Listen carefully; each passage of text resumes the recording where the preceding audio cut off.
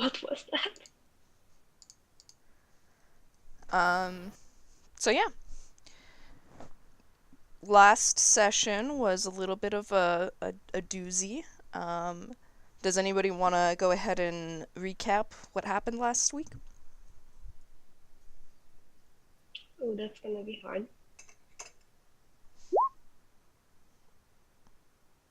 Would it be easier for everyone to just recap what happened to their own characters? Ah, yeah. Sure, if you guys want to do it that way. Cool. So, Kolya's best friend disappeared, and he's very, very upset with everything about his life right now. So, he went on a field trip with Tesney and Bronzetail to feel better. But now there's someone yelling at Tesney, and he's very, very awkward, more so than normal. So that's what you missed on Glee. Okay, thank you for that insightful recap. Uh, Bronzetail went with uh, Tesney and Toko to back to the cave to get some treasure. And when they came back, Tesney's friend was there saying her town was in danger.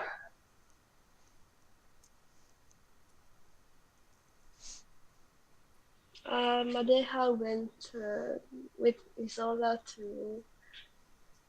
to a shop, the Rusted Nail, and she got in a little bit of trouble because she decided to ask for some information and accepted a quest in exchange by a very shady person. And then they went back to the tavern and had a little bit of a talk with Isola. And after everything that happened, they decided to go back downstairs to have a drink.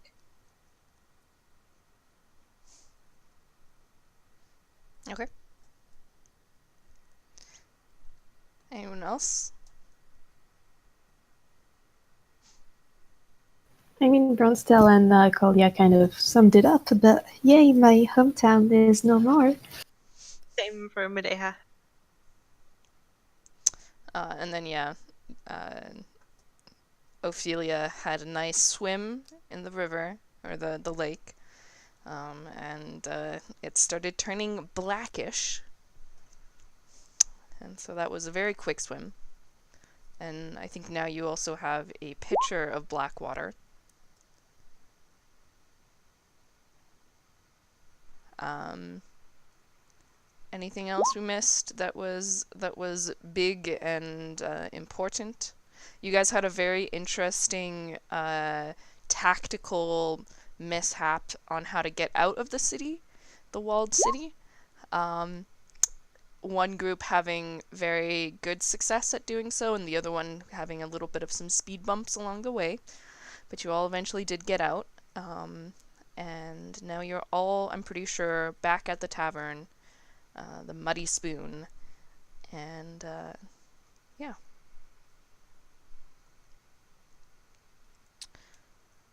So yeah, you guys, most of you are in the tavern itself. You have your new messenger in the tavern with you, who was the one talking to Tesney about the danger that kind of struck the village, Braham. And Madeha and Isola, you said you were coming down to, and I think Ophelia and Calliope, were you guys up in your rooms? The last I left off was Calliope was by a window drying herself off. Right. So you guys are upstairs still.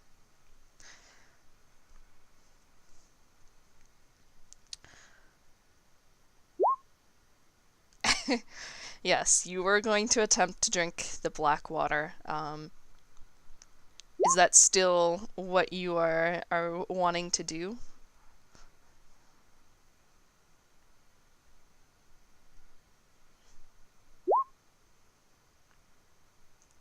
A tiny taste? Okay.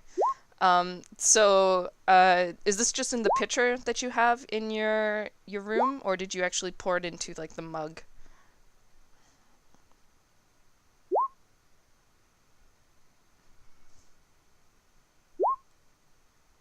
Okay, so you pour it into a mug. Stays the same kind of blackish color. You kind of pick it up to like sniff it a little bit as you're somewhat like trying to talk yourself into taking a sip. It doesn't smell like anything. It's like water. You're not getting much of a sense from it. And then you put the cup to your lips and kind of pour just a little bit in, like a very tiny taste. And it kind of hits your tongue. No, not quite. It hits your tongue, and it's this very familiar feeling, very similar to what happened all that long ago. And it kind of brings you back to that moment, kneeling in the sand with your hands in the water, just feeling this intense thirst kind of crawl up your throat. And even though you just wanted to take a tiny taste, you find your hands kind of clenched on the mug, and you can't stop yourself, and you just start drinking and drinking and drinking. And eventually you get to the bottom of the mug, and there's no more water left, and you just feel this kind of unsatisfied feeling in your like stomach. And you just feel like, yeah, like things have been left unresolved.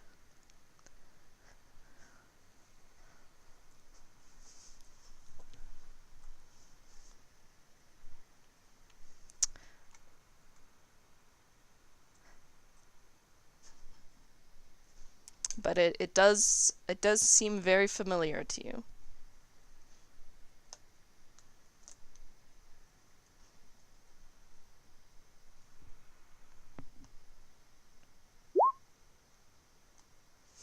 Okay, you still have a little bit of the pitcher left, and you drink the rest of it. You still, like, as soon as the water kind of hits your tongue, you have that uncontrollable urge to continue.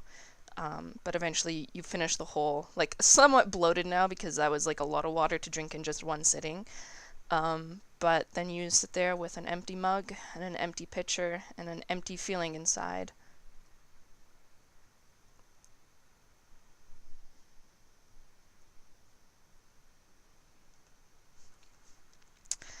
Callio, are you still just sitting at the window, drying off?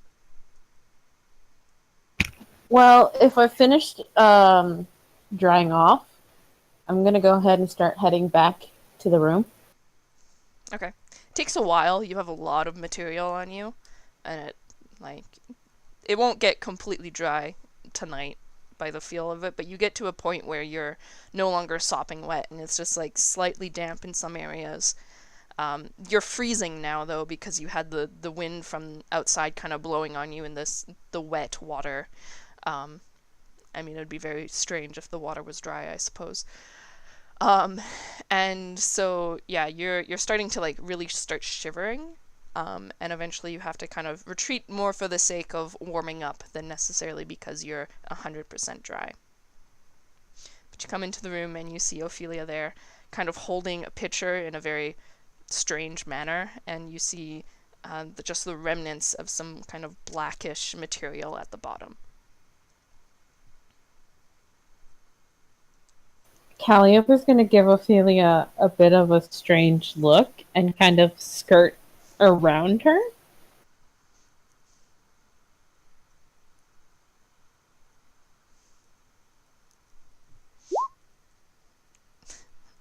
She's completely ignoring you.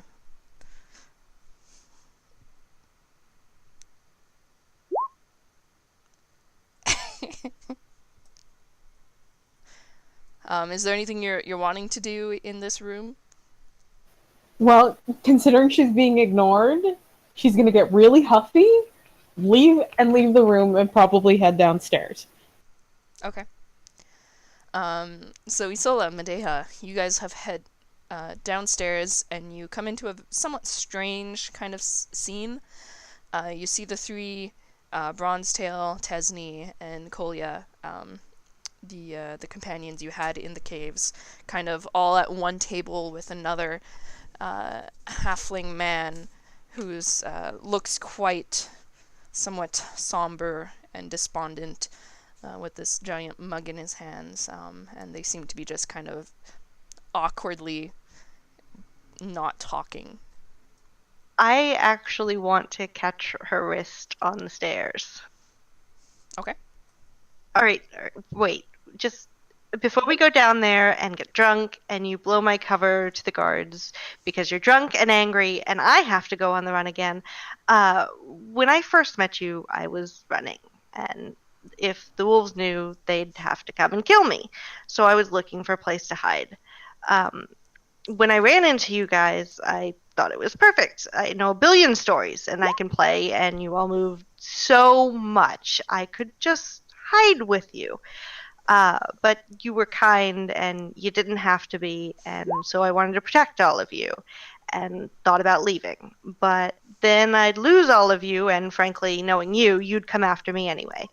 So I stayed, and when things happened, I'd just slip away. I couldn't tell you because if I did, you'd be harboring me, and it would make you complicit, and you could end up on the chopping block too. Also, maybe I was scared you'd turn me in anyway. Time passed, and it got harder and harder to tell you, because how do you tell your friends you didn't care about them at first? And that is more words strung together than you've ever heard Isola say all at once. Yeah, she looks a little bit shocked, and like she waits for them to finish, and then she says, I'm not going to turn you in, right? I might be a little bit upset, but we're still friends.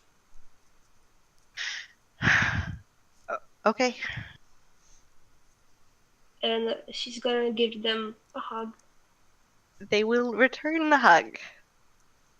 Aww. And go back to looking deeply uncomfortable at all of this.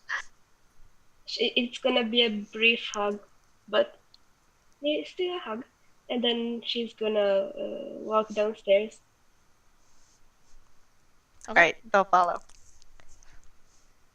So yeah, you walk downstairs, you see that scene with the others. There's not a whole lot of other patrons currently. There's the bartender kind of at the bar. And you can see sort of in one corner there's somebody who looks like they're kind of passed out into their cups. But besides that, there's not a whole lot else here.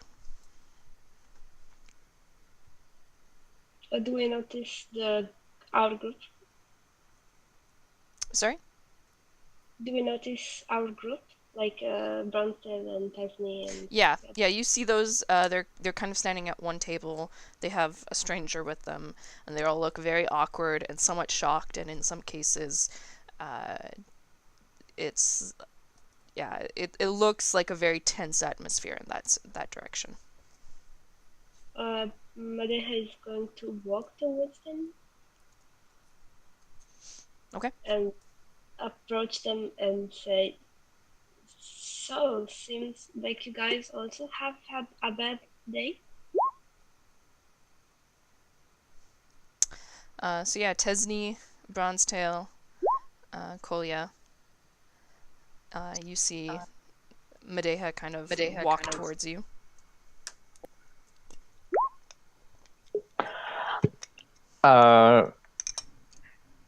Bronzetail's just going to be quiet and just kind of look at Tesni, sort of indicating, it's up to her.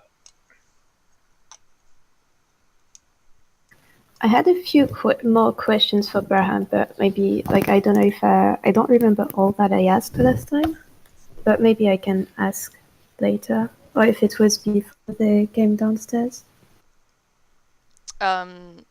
We can do that real quick if you just want to go over what we talked about last week. It was mostly what happened, who was missing he was still looking for, and like who died, and is he sure that the parents are safe, pretty much. Yeah, he didn't tell you a whole lot about the like necessarily who died. Just that there was mostly in the miners. So you wouldn't have had a whole lot of interaction with that group of the townsfolk. The miners themselves tend to actually live apart from Joro, because the mine is somewhat like it's a distance from the town itself. So they had their little camp there near the mines, and they were the first one hit. So most of the deaths were actually from people that you wouldn't necessarily remember very well. And then he did mention that they were able to get the children and most of the townsfolk out. But one of the reasons why he's currently here is that there was kind of an exodus out of the town with some economic downfall. And so there's a few people that he knows that might attempt to come back when they shouldn't. But he hasn't told you who those people are. Okay, I'll ask that later. So Tesla is going to take a very deep breath and look up at Madeha and try to smile. Yeah, well, today has been, until now, pretty okay, I guess. Just, I might have to leave soon. Can I ask what's happened? And she's going to look at the halfling also because she's not familiar with this person. He's kind of not really looking at you so much. He's now that his message has kind of been said. He looks, yeah, he's kind of looking back into his cups, nervously tapping on the edge of it and looking very uncomfortable.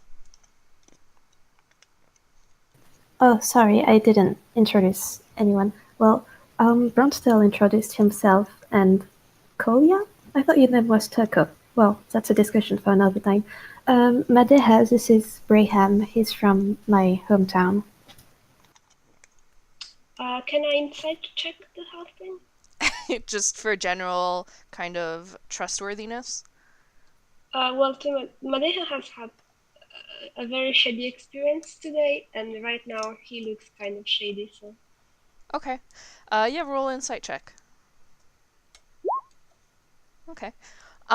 You can tell that you haven't talked to him yet, so you can't tell anything about whether he's lying or not, but just from his general demeanor, you get the sense that he's tired. He's been on the road for quite a while. He's somewhat in that kind of exhausted stage of having not slept for a very long time. And because of that, he's just kind of reacting to things very slowly. He doesn't appear to be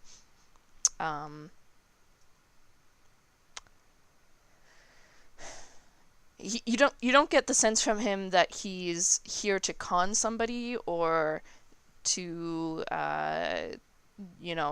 pull somebody into being a smuggler's pack mule or anything like that. He just seems very tired and very kind of as if he's had a few very bad days. Well, friend, looks like you could use some rest. Have you had dinner yet? Oh, and he kind of looks up at you finally. You can see that the drooping of his eyes has gotten to the point where they look like they're been permanently bruised. And he kind of squints up at you and says, no, I ate on the road, but most of the coin that we've had has already been spent. But that's all right. If once we get back to the capital, there'll be a fund put together that should take care of everything. How much do you need?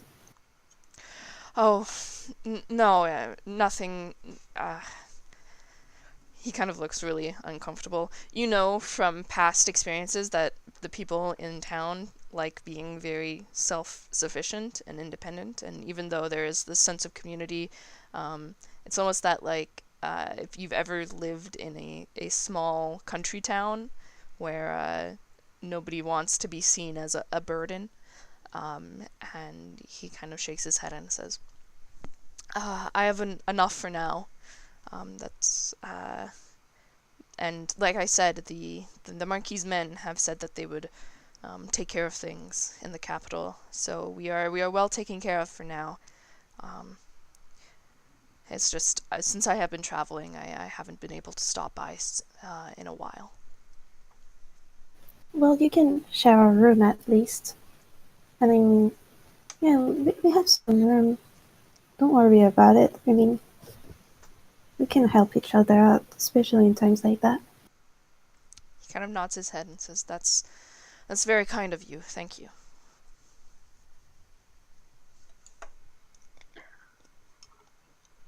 Well, I think even if you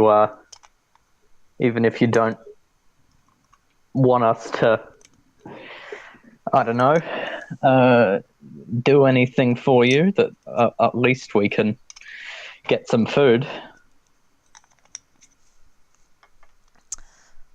He looks a little kind of unsure, and says, "As much as I would appreciate it, I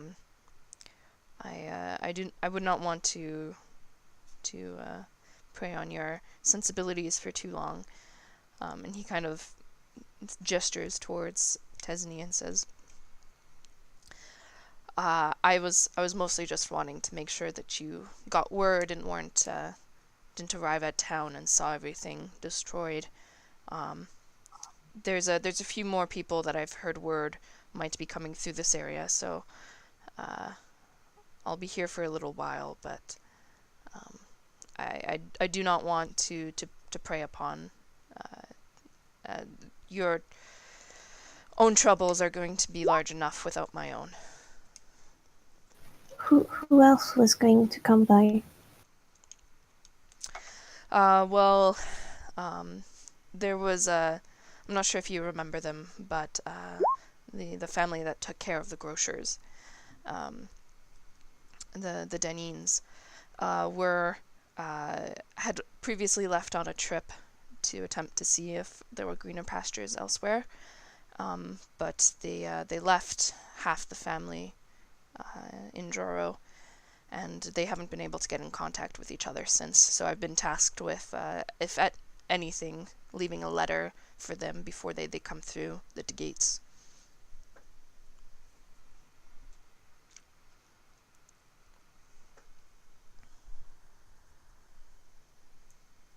Do you know of other people who would try to come back to Jora and who have already been through here? Because we were going to go to the capital, so I want to help as much as I can. And if it's on the way, especially, I can try and help and warn people as well. He kind of nods and says, that would be a great help. Here, and he kind of starts rummaging through some of his pockets and finally takes out a small bundle of letters and says, "These are from family members back in the capital who haven't been able to contact with either family members or friends." And he kind of starts spreading them out. And you see there's maybe a good 7-8 little packages. And he spreads them out, and you can see on kind of taped over the top are some what appear to be family names, some of which you recognize from either people who lived in your area or who were big in town in the sense of being in charge of the grocers, or you see a few blacksmiths in there. And he kind of spreads them out and says, "A few I know have left the country, and so if anything, it would make sense to stay here to wait for them when they do come back, or at least leave a message at one of the taverns. But a few, from what the families have told me, it is possible they stayed inside the country, and so it is almost impossible for us to determine where they are at this moment. Well, we can split our tasks then if you were planning on staying here. We might stay another day. I don't really know what our plans are yet because I'm kind of traveling with a group now, I guess. I don't know, it's very vague for now. But we're going to be staying in Rao for a while and go more inland, so I can take care of that so that you don't have to do everything yourself at least. That would be very appreciative. I was worried that with me staying here, it could be that those inside would have already run afoul of trouble at this point. So, if you do find any of these families, if you could pass up on these messages, I would have very appreciate it. And I'm sure their families in the capital would appreciate it too. I'm going to gather the ones from the families that are inland and with him the ones that would pass through here. I don't know if that's the same number if you only took out the letters of the inland people. So he kind of shuffles some of the packages and takes out what appear to be 3 and hands them to you. There, you see one is for actually a family that lived relatively close to yours. That you don't remember having much conversation with, but you know that your parents did. The father worked as a cobbler, and so would every once in a while would have business dealings. And there's another one that appears to be one of the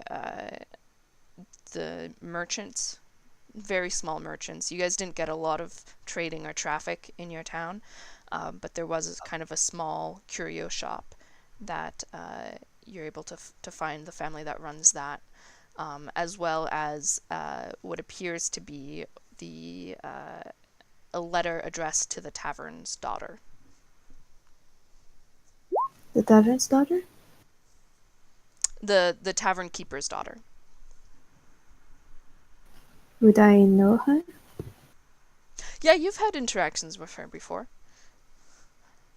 She kind of helps out in the tavern and is the one that kind of works more with customers. You know, her parents kind of work more either in the kitchen or in the running of the business, but she kind of deals more with actual people. You knew her as what do my notes say? One sec.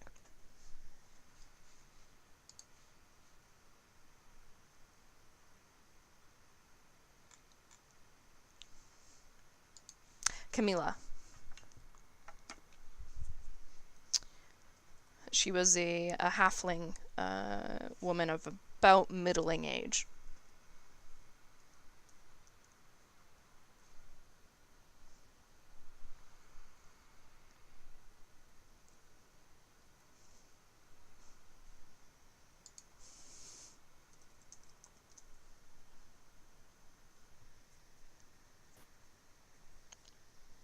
Alright then, I'll do my best to find them. You don't have any clue where in Rao they went, just inland, right? Unfortunately, their families haven't been able to tell me much. Just that they left some time ago. Have not been heard from since. And you said Lyron left as well? Do you know if he went out of the country or if he stayed inland as well? Not sure. There hasn't told much from anybody in town. Just that he was off on a trip. I haven't seen him, and I haven't heard any rumors or anything like that. So, as far as I know, he's still safe, but it's impossible to tell. Well, if you do see him, please tell him to write to me immediately. Of course, of course. Thank you.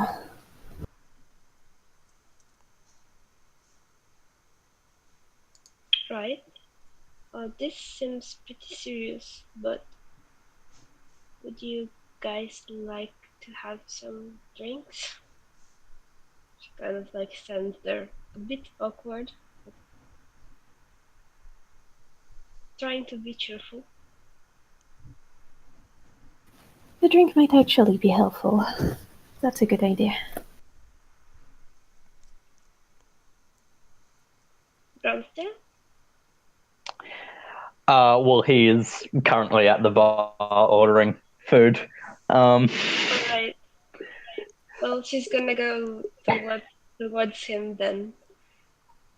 Because she wants to order some drinks for herself and Isola and Kathleen. And the weird guy and Bronsdale as well. And I think Kolya is there also. Yep. Okay, so she's gonna get drinks for everybody. Okay. So, Bronsdale, you were getting food? Yeah, asking if they have sushi. They don't have sushi, but the bartender does tell you that they do have a selection of different cured, smoked, and salted fish from the lake. Yeah, so he'll order fish, veggies, and grains, whatever. Yep. Okay. Enough for everyone. Like not a huge meal, but enough. So a shareable meal. Sure. Okay, so you get told that they'll be out in a little bit, and that for enough for a good amount of people, that'll be about 7 silver.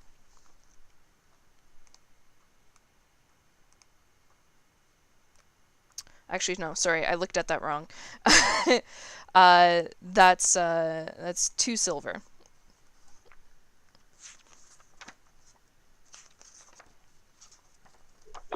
And yep, we'll sit back down next to Tesney, and we'll say, so do you want to leave like right away? I don't really know. I mean, it depends on what I'm going to do and what you're going to do and what the others are going to do. I don't know if we're a group with these people yet or what. I don't know. I just at least maybe sleep on it, I guess, and try to make a plan in the morning. Okay. Well, if you want to leave right away, I'll come with you. Also, Toko, do you want to come with us? I mean, because you said it's on the way to the capital. I don't see why not if you're willing to have me.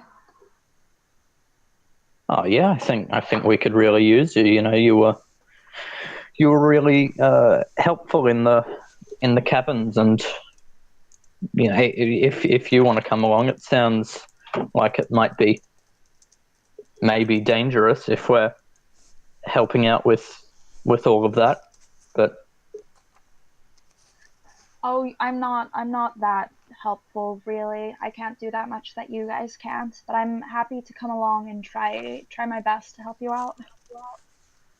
but you're bigger than even I am, so I think there is a lot that you can probably do. Foley just sort of scratches the back of his neck and looks really sheepish because he feels like he can't do a lot right now. Aren't you the one that did fairy fire? That was extremely helpful. We might have died. Oh, but everyone else was doing more. It was just one little spell. It didn't matter that much at the end of the day. it did help out a lot, though. By the way, you said you were called Kolya, but we knew you as Toko, so which is it? Just Kolya is fine. Alright then, Kolya it is. So Madeha will come back with a tray of drinks. And do I hear the conversation? Yeah, as you're kind of coming back, you can hear that they're kind of talking about who's going where. And yeah, with a Solva there, Bronzetail would definitely ask them as well. Uh, does everybody happen to be going north towards the capital? Yeah, because because of the banquet, but then because they're saying it's along the way, so I think we should maybe go there first to Joro. She's going to look towards Tesni and ask, where's Joro?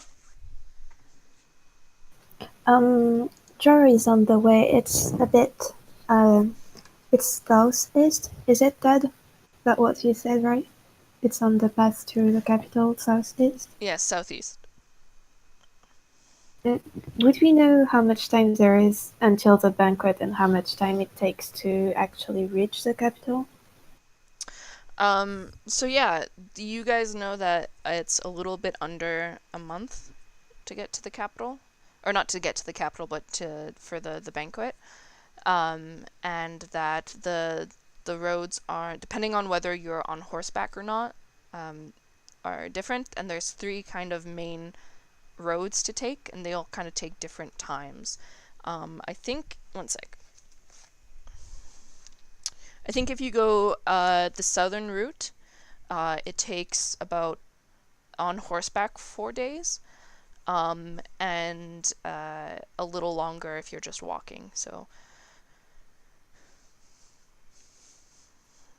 Okay, so Madeha will look to Isola and say, actually, I think me and Isola will be headed to the capital soon as well. So maybe we could They'll nod. join you. Maybe we could join you guys. Traveling in a group is safer anyways.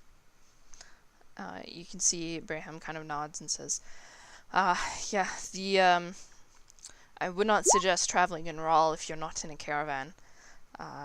There's things out there that make solo groups very easy targets, with the fact that there's no military here.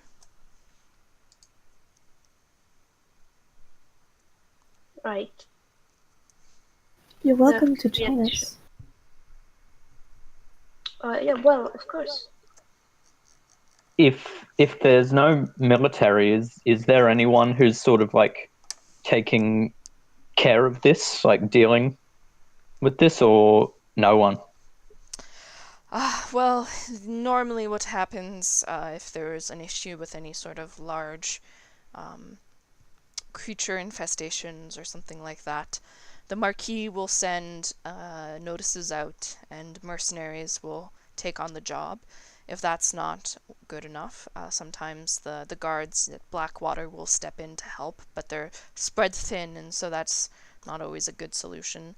The Marquis for a few years now has actually been advocating for some sort of military force, and has started gathering men and women in the capital. But it's from what I hear, there's some politics involved. Well, it would be a good idea for a country to have a military, certainly.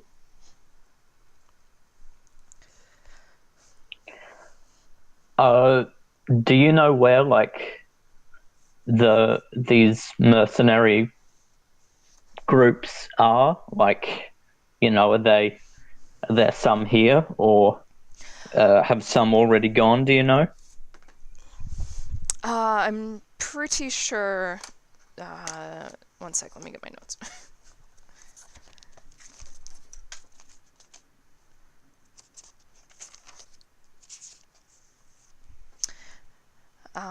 There's I know they've contacted the Mercenary Guild in Devane. I'm not sure if they've left yet. That happened right as I was leaving on my tasks. But they're a relatively well stocked and well staffed group. They deal with a lot of the larger threats, since they are kind of based in the capital, so they're one of the main sources that the country turns to. There are some smaller guilds here and there. I'm not sure if there's one in Blackwater, to be honest. I've never had to deal with them before.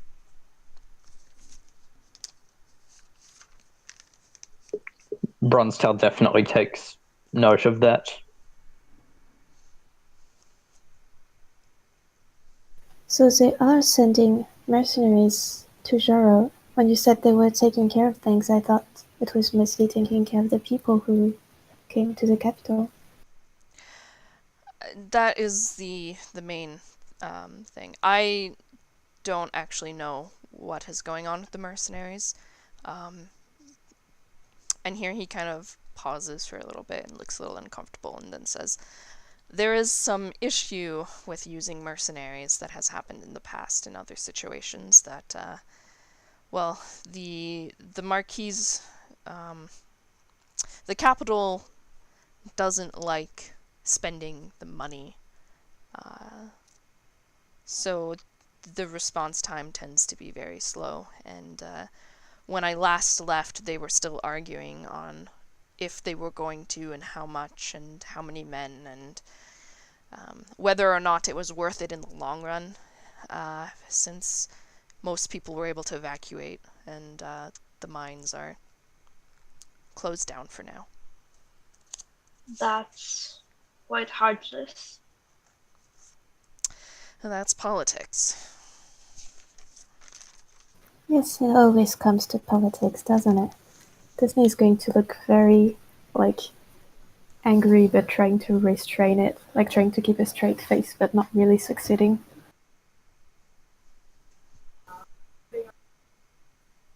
If there was a military force for the country, certainly this would not have happened. That's Until what, it surging. and that's what a few of the groups in the capital have been trying to say. But well, there's a Rahl has kind of existed as a purely merchant-based country for a very long time, and there's a lot of pushback from some of the guilds and the merchants themselves that do not like the idea of the Marquis having any more power than he already does. There's been somewhat of a power struggle for a while. While I was in the capital, at least, there was a lot of tension going on.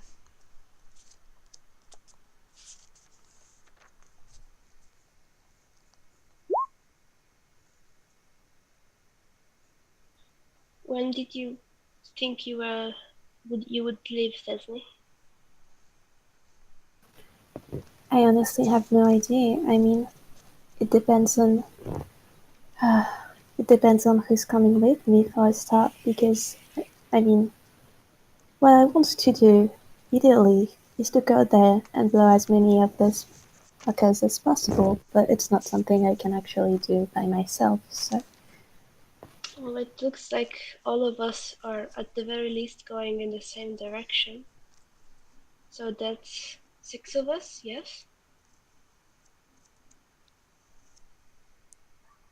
Do we want to check in with those others that were in the caverns with us? Does anyone know what they're up to? Well, actually, I haven't seen them all day. We saw them go upstairs, right? They passed us? Yeah, they would have. They went upstairs. Oh, that's right. Yeah, we went out to the lake before and they were also there. Why did you go to the lake? And why did they come back sopping wet? I assume they got in the water. Maybe they had a swim. Because I wanted to get some of the treasure. Because I didn't get a chance to get any of it when we were first there.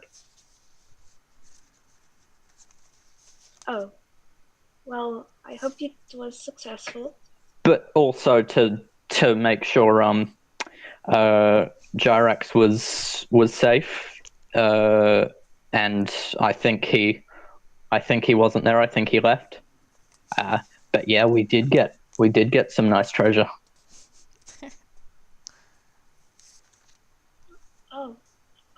Well, why don't I go upstairs to see if the two girls are still awake. In that case, and she will I think stand Calliope up. actually came downstairs to get a drink, if I remember right. Yep. Yeah, so Calliope's downstairs. Ophelia's still Oh, all right. upstairs. So I like say, "Oh, I will look for them," and turn around and be like, kind of awkwardly staring at her. So yeah, you turn around, you see Calliope. Calliope, I'm assuming you're just kind of sitting at the bar getting a drink. Yeah, I kind of would have like slipped past them, being grumpy and pouty, Yeah. and just be sitting at the bar. Isola will walk up. Come talk to us. I think they have questions they want to ask you. Not ominous at all. Okay, so you see Isola kind of come up as you're at the bar getting a drink.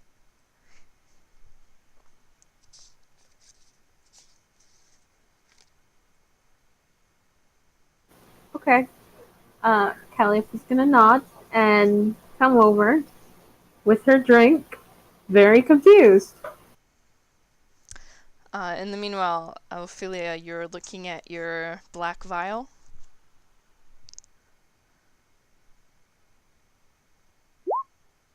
What are you attempting to kind of discern from it?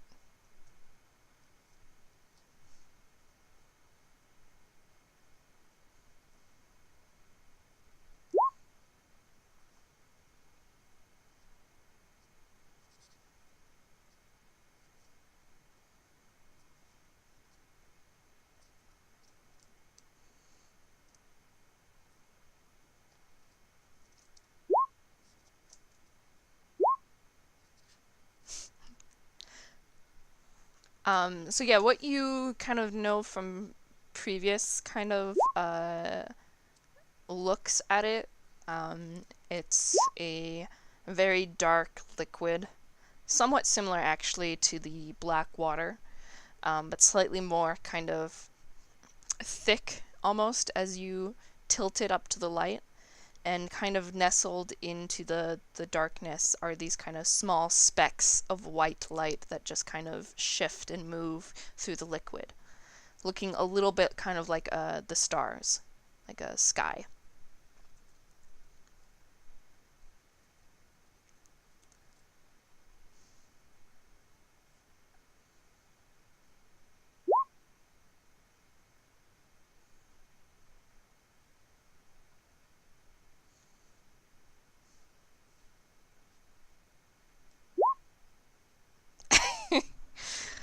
Ruined all my dreams. Okay. Are you doing anything or are you just staring at it?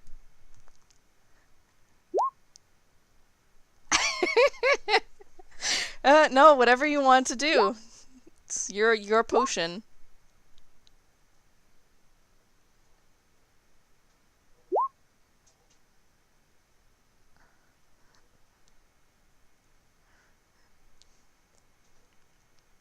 I only want you to drink it if you want to drink it. Because otherwise that would be not fun for you.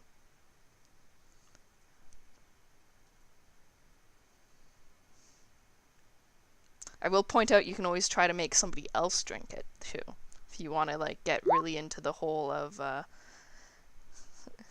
drinking things.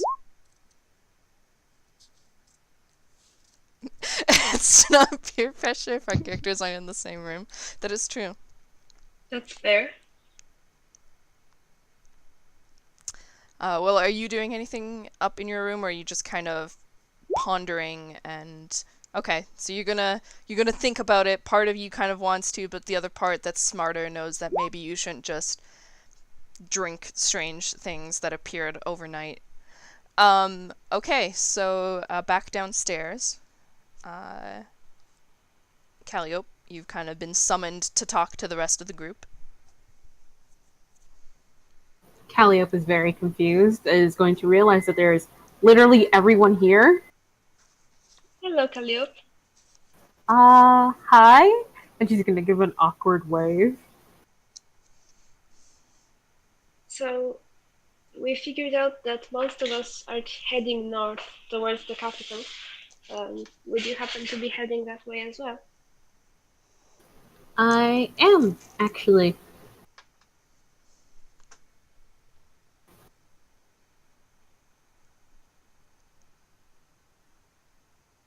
Right.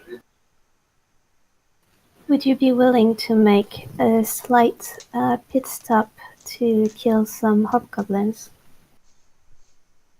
Why? Oh, is that what you're doing? Yeah, I mean, why that's what are I we? planned on doing. Long story short, my hometown was invaded by these guys, and it's not safe to return for anyone right now.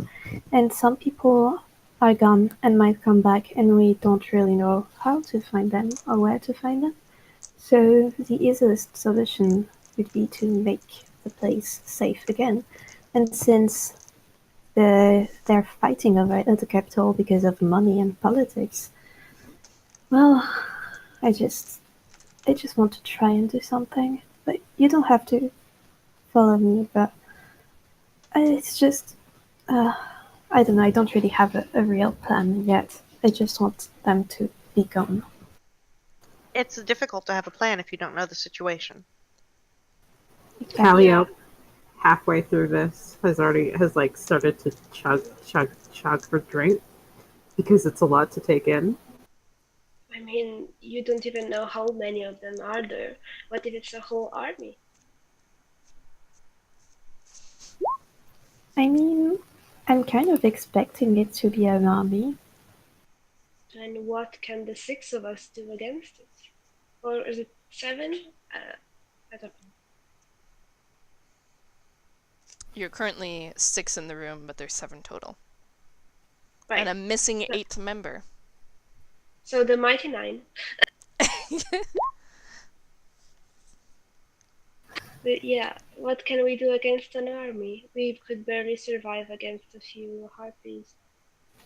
I don't We can know fight. the numbers, but yeah, we can fight. We can take them little by little. But I told you, I just learned about this, and for now, it's just ideally I want them gone, but I'm not going to rush into it to my death because that would be counterproductive to what I intend to do, which is make this place safe again.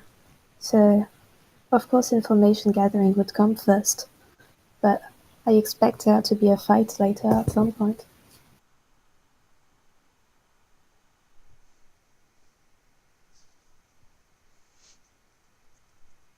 Calliope has finished chugging her drink and is going to let out a burp.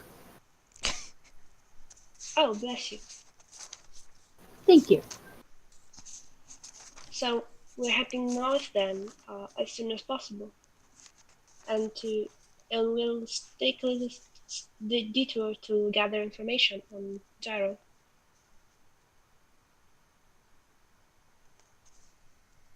Yes, well, I mean, it depends on what everyone else wants to do or was going to do in Blackwater Port to begin with. I'm certainly not going to head on the road not ready, and I wanted to maybe check around town first. And since it's at the border and people have to come through here, maybe they have a bit more information. Berhan, I don't know how long you've been there, if you've had time to collect information from this town itself. I've been here a few days. Mostly just talking to different taverns, seeing if anyone's passed through. There was a commotion a while ago, so I haven't been able to talk to any of the guards or anything like that. Besides meeting up with you, I haven't actually had much success in my tasks. Well, we can talk to the guards here. You should talk to Captain Esma, actually. She seems competent. I'm if we're not, leaving right away tomorrow, I am going to go back to talk to Captain Esma. Yeah, and so I can talk about this. I'll come along. She has to replace my staff. Yes, and maybe she can deliver your message. And I look to the halfling. If you have some contacts with some upper echelon people here, that I would appreciate any sort of aid you could give me in this quest.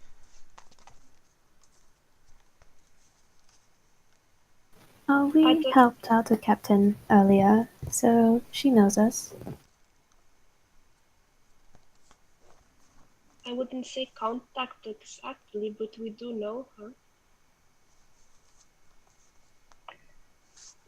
Well, if you think it's best, looking at Tesney, if you think it's best that we sleep on it, I think I'm gonna get rested up right away and see what we can do tomorrow. How long has it been since we actually woke up to go to the cave? Has it been kind of a full day yet, or I know we A woke few up hours, I overnight. think. Yeah. Maybe like About a half a day for you guys, because having to travel to the lake, come back, now you're kind of spent a few hours in the tavern. yeah, but he is still tired because they were up for 36 or so hours beforehand, and wants to get back on the regular sleeping schedule.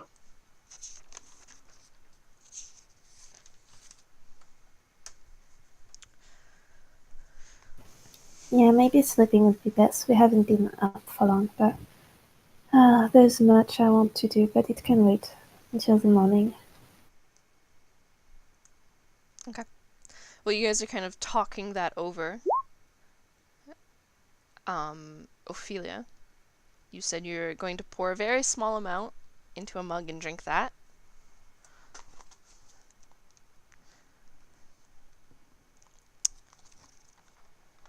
Just let me get my notes.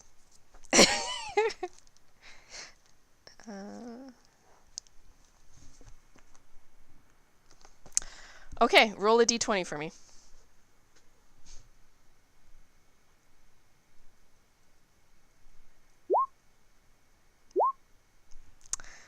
Okay.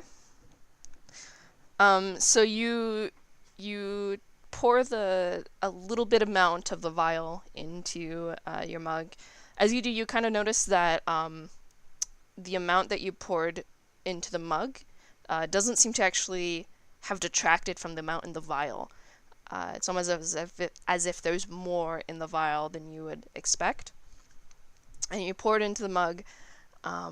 You kind of once again do that little like sniff to see if it smells like anything. It doesn't.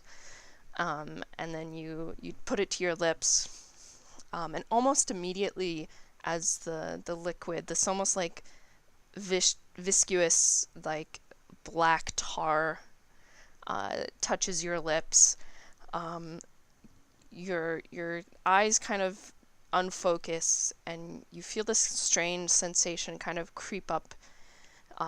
And as you're kind of blinking away the spots in your vision, you see that you're no longer standing in the room. You're standing instead in this vast, strange desert that everything seems to be kind of shaded in some sort of black or gray. You see the sky is dark, but there's these blazing suns that are kind of bearing down on everything, reflecting light, making everything look almost scorched, or as if there was heat kind of rising up from the sands itself. The sands are black, and they're kind of this strange,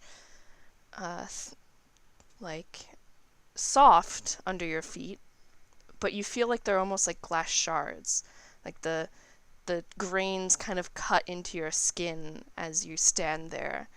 And dotted around you are these black rock formations that are jutting up from the ground in these strange and twisted kind of shapes. And let's see, you are in your room currently, right?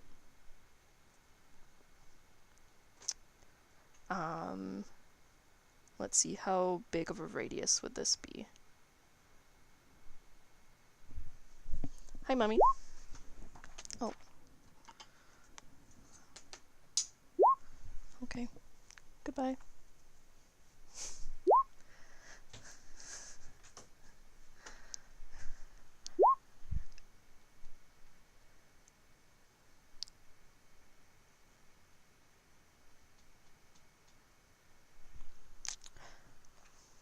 Sorry, my mom just came in and was like, had to say hi for a second. So let's see.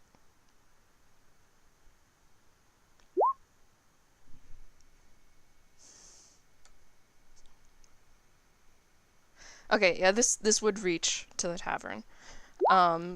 So as you guys are kind of talking about whether or not you want to go to bed, when you want to leave, all that kind of trying to logistically figure these things out, I need everyone to make a wisdom save. And I'll roll for the other kind of NPCs in this. Everyone? Yep. Oh no. Oh boy.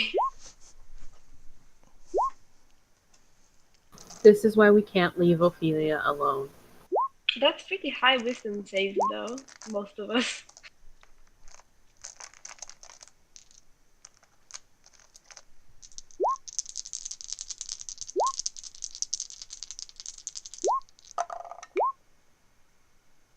We find out that Ophelia is actually a wild magic sorcerer. Wow, okay, so the NPCs actually rolled pretty good. That's good. Might have a bad situation on your hands otherwise.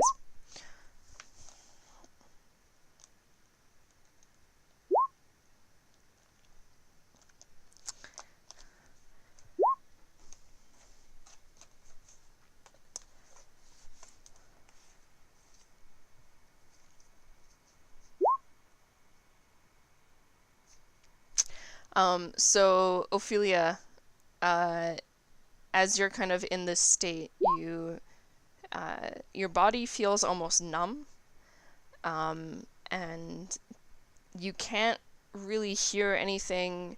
And even though like you have this vision, you can tell that like when you blink your eyes that you're not really seeing anything. It's something that's like almost as if it's happening in your head. And you're kind of standing there kind of confused and now a little worried that maybe you shouldn't have taken a sip of whatever that potion was. And kind of slowly blotting out the sun from behind you. There's this large shadow that starts rising, and you kind of like you feel like maybe you should turn around, but you can't quite get your body to do that. And you actually like you open your mouth to say something, but no words come out. It's something's almost as if it's choking you, and you start feeling that thirst again, and you look around and you notice there's nothing, no water anywhere. Not even the oasis that you once took refuge in is in this landscape.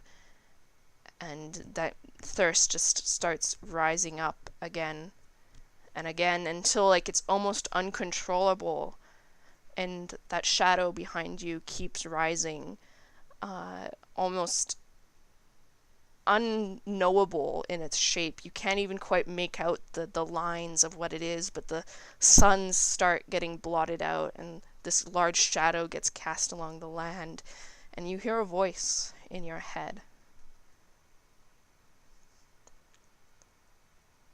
But you don't understand it. And everyone else in this tavern, you feel this kind of creeping sensation. Actually, let's see who actually, okay. You feel this creeping sensation kind of bubble up into you, and you can see a few of the patron in the corner that had been knocked unconscious in his cup kind of jerk up suddenly, and the bartender drops a glass, and there's just a sensation that's kind of crawling into your bones that you're like, for some reason, you feel as if you're missing something. And then that sensation slowly starts to fade. And Isola, you in particular, you feel something kind of rise up in the absence of that.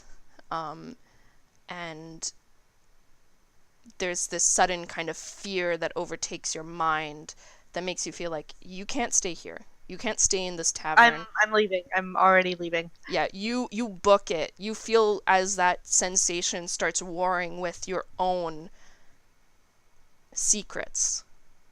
And the two kind of start battling it out inside of you, and you know if you stay here, something bad will happen. I'm gone. I'm not saying anything. I'm leaving the tavern and moving, I think, north toward the market where I know that nobody is there. Okay. You guys watch as Isola just kind of, without saying anything, without even really reacting that much, just runs out. Do I have the presence of mind to follow them? Yeah, as soon as that kind of wave of strange motion kind of rises up and then subsides, and as they kind of book out, you can have the motivation to follow if you wish. But it'd be hard because they're using all their speed they can to get as far away as possible. I will. Oh, I think there was something in that fish. I will try to follow them, but I will stay because of what they told me earlier. I will stay a little bit back so they don't see me. Right. So I will try to follow them, but stealthily, I guess. I would also like to make a stealth check, and I Okay. have Mask of the Wild. Okay. Go ahead and make a stealth check. Calliope, Kolya, you do feel this. This doesn't. It's more motion than necessarily thought. But somebody else, one sec. Let me look at something.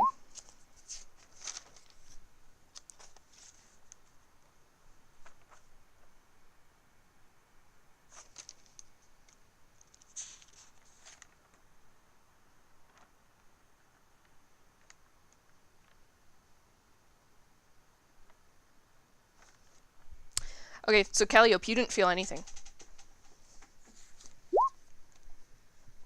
Oh, perfect.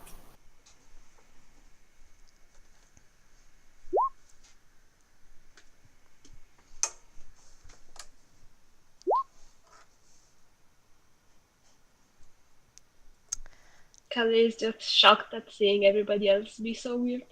Yeah, you kind of look around, confused, like what just happened? Is everyone okay? Are they okay? Madeha, roll a what's the word?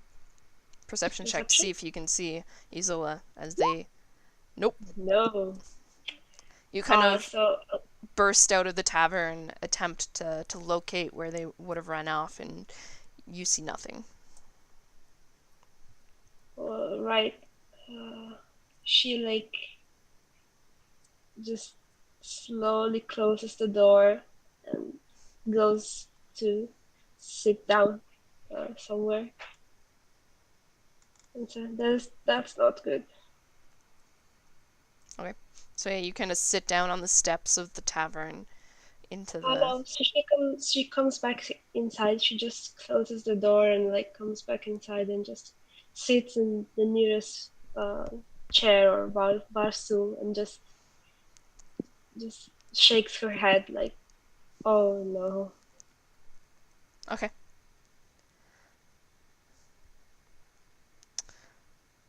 So yeah, after a little while, Ophelia, the darkness kind of starts creeping away from your vision, and the numbness kind of subsides, and the taste of whatever that liquid was on your mouth kind of dissolves away, and you're able to now hear and see and speak again.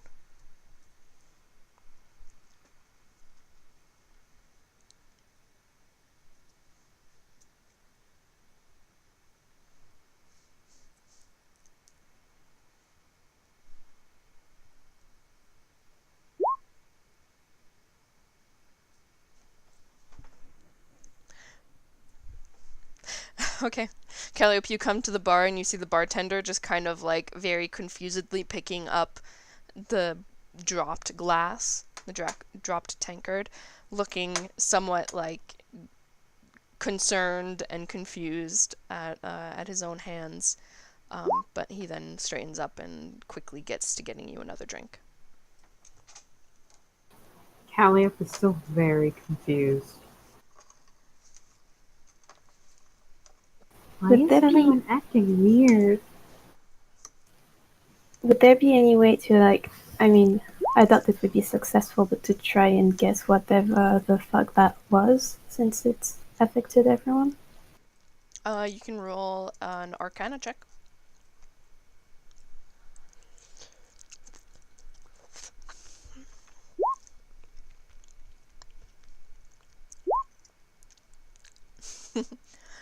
So yeah, you kind of attempt to think back to any sort of other experiences you've had or anything else that you've heard about or read about, and you really do not know what just happened. You have a feeling it might have been magic, but you can't even start to tell like what kind or where it came from or what caused it.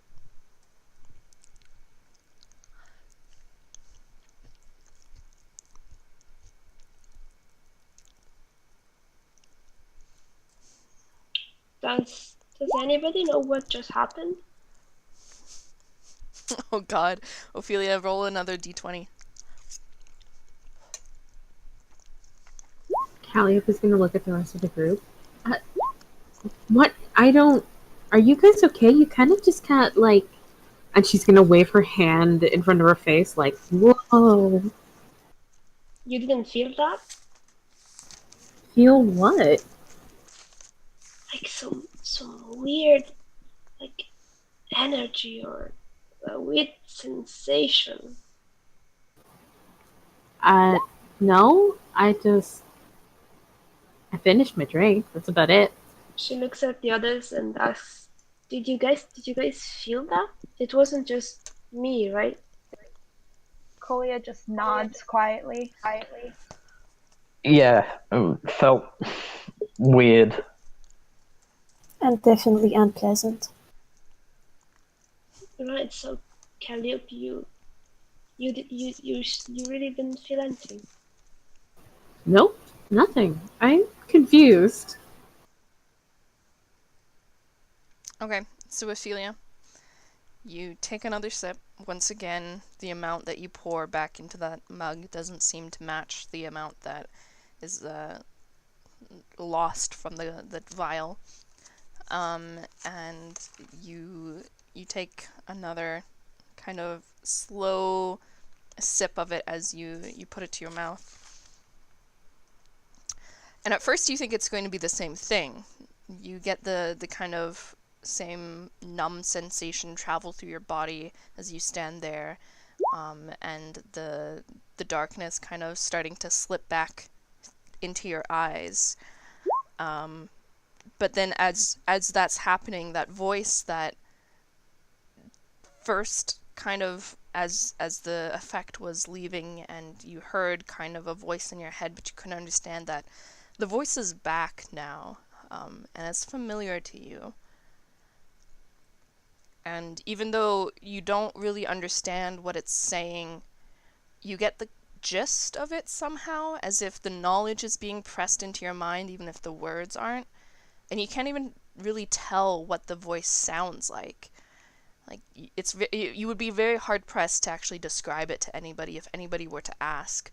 But as the words start slowly trickling into your mind, you get this strange almost story. It's like a song, almost lyrical. And it talks to you about a traveling hunger that's corrupting all in its domain, and that the desert sands demand to be watered.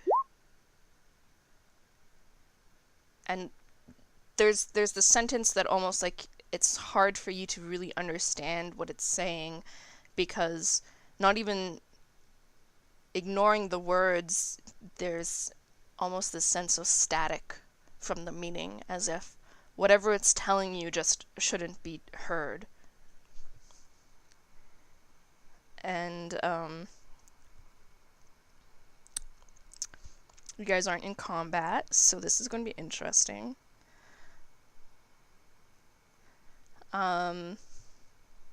You can choose a target if you want. I don't know if Ophelia, since she's not in combat, would actually... Oh my god, pick me.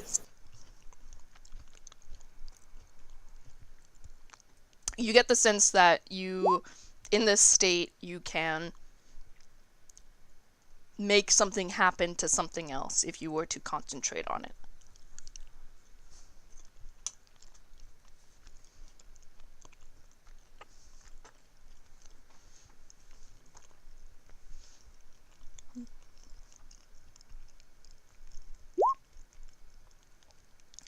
Oh god.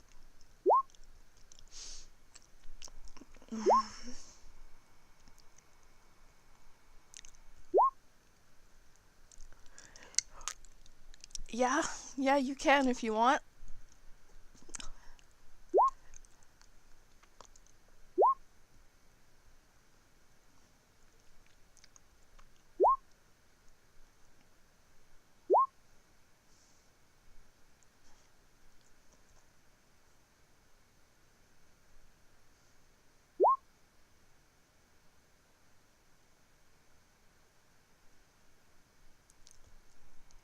I will say it will have to be somebody who's, where's my radius for this? I guess it can't be Isola at this point. Yeah, Isola is out of range.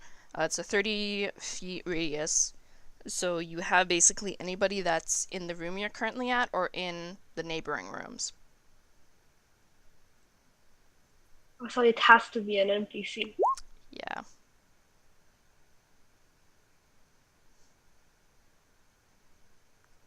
You could also, like, target on something that's not human. That is a possibility. You could just target it on a piece of furniture if you want. It doesn't have to be a person, it just has to be something. Okay, you target the pitcher. Okay, that's probably better for all of you.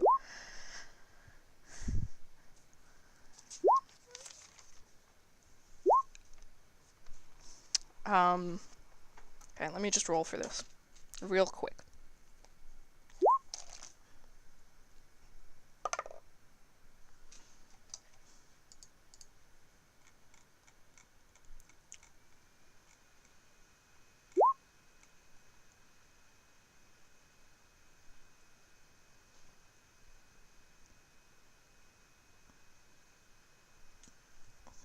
Okay, so you kind of concentrate on the picture that you can still see, and you, as you're kind of doing this, you can feel the same whispering voice in your mind, not really saying anything you can understand, just noise kind of echoing. And you, as you're kind of staring at the picture, you see cracks start to kind of break out over the surface of it. And then from the bottom you can see, like, it starts almost blackening as if turning to ash, and it starts creeping up the cylinder. And then you notice the shadows that the picture itself is casting start to almost writhing and curling and creeping up its own shape, until eventually the shadows, burrowing into the cracks already made, just turn it all to ash. Holy shit.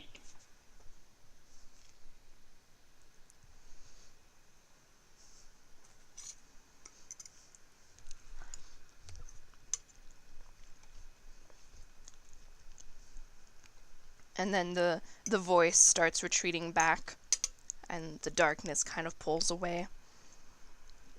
And your body just kind of locks up in shock, and you can't even move.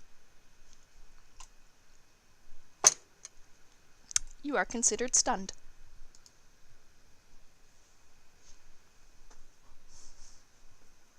So cool.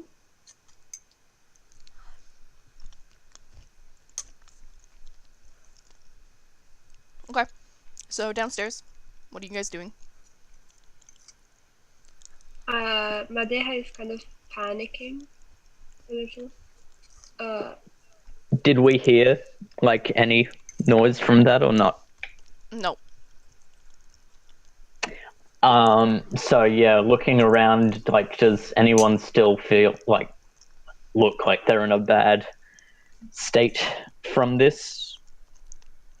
Madeha kind of does, but she's more worried for Isola.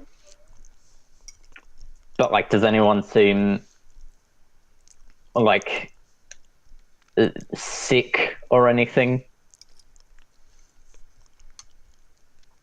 Not really. Most people just kind of look a little confused and worried. Well, Bronstail's just gonna shrug and go and sleep. We need to find Isola. I couldn't see where they went, but I think we should go find them. Tesney is gonna stand up and go to Madeira. I can come with you and look for them if you want. I don't really want to go to sleep just yet anyway. Do you know what that was? Has it happened before? Well, not quite. I mean, I haven't felt anything like that, but they have run off before. They were in a bad way, and I'm scared they might be in danger.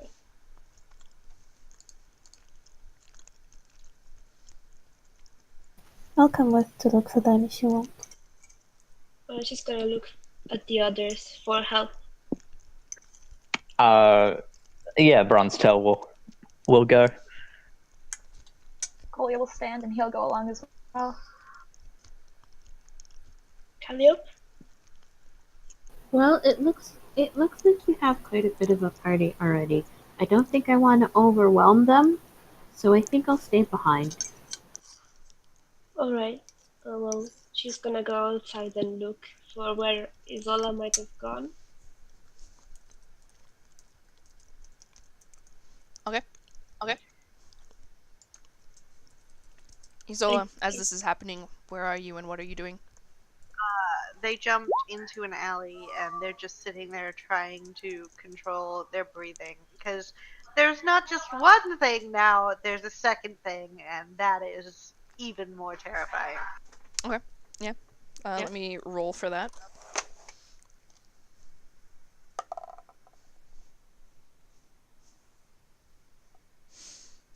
Interesting.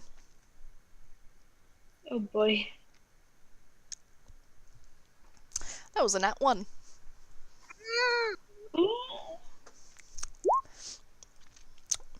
So yeah. The sensation, as you get further away from the tavern, that kind of fear that was twisting up inside of you starts slowly loosening, but as it does, the familiar cold starts creeping in its place, and you can feel the sensation almost as if you're back on that mountaintop in the snow with the blood kind of dripping away, and the ice kind of starts forming itself along your fingers, and you can feel as you're kind of like trying to catch your breath and kind of calm yourself down, your breath itself starts leaving these kind of crystalline features in the air as you're starting to breathe out steam, as if the air around you is colder than it should be. And you get the sensation now that something is very wrong. Ah, fuck. I went further into the city. Dumb fuck. Alright, I'm in the market now, and I've explored the city a little bit, right? Mm-hmm. Okay, I'm jumping into the water there and just swimming out of the city. Okay. Just roll an Let's see, which way are you There's going? there's gonna be a few checks here because water. Yeah. Which way are you going exactly? How do I? There we go. I'm going this way. Okay, so back to the other lake. Yep. Okay, so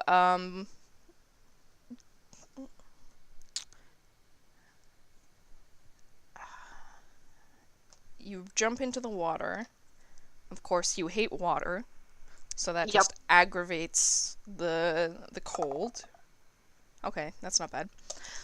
So yeah, you jump into the water, and as you do, you can see the top layer of water as you kind of plunge in, and a shudder just kind of works its way up your spine. The water directly around you as you start swimming, if you stay still for even just a couple seconds, it starts to slowly turn into ice, and then breaks as you move.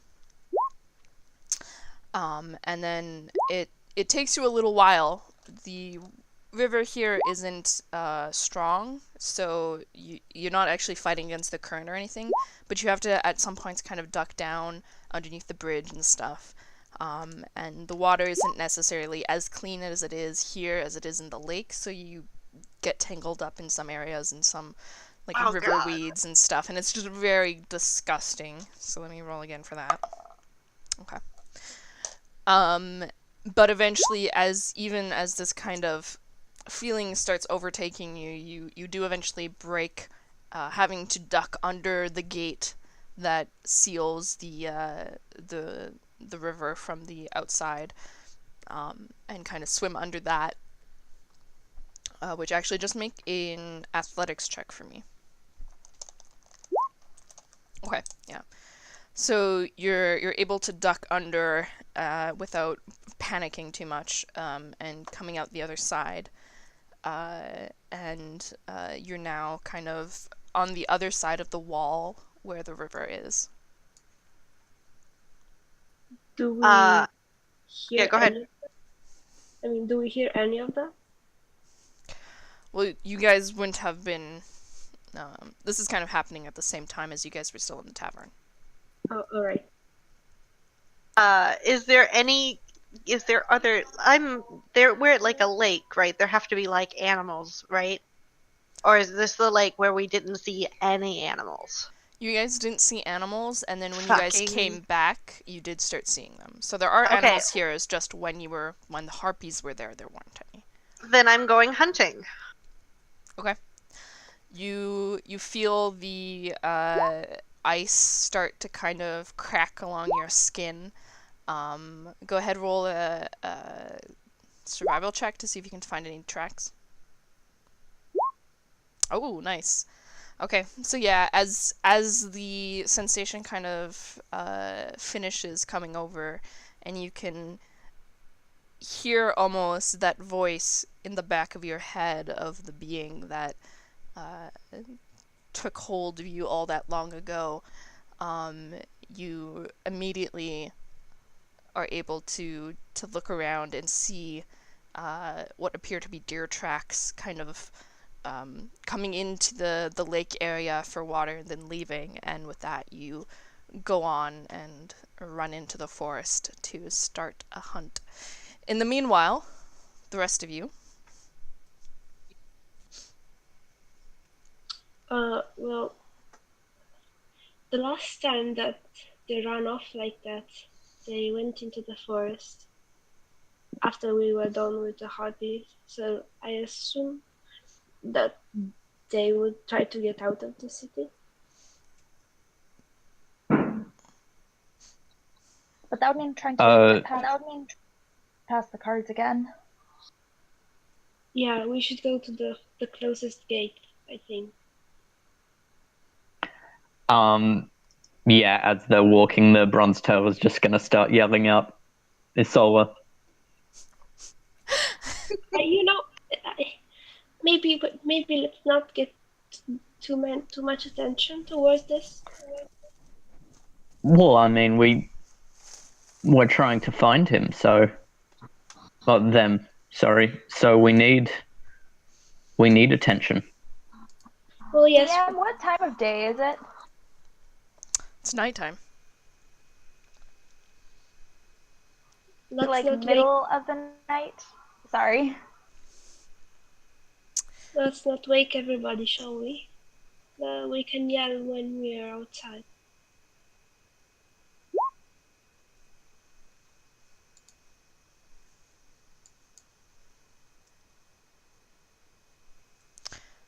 Yeah, it's about middle of the night because when Esther first woke up, it was about 10 o'clock, I think we said. I think so. So it's been a few hours since then. So it's probably actually starting to inch towards daytime, in the sense that it's in the early hours of the morning.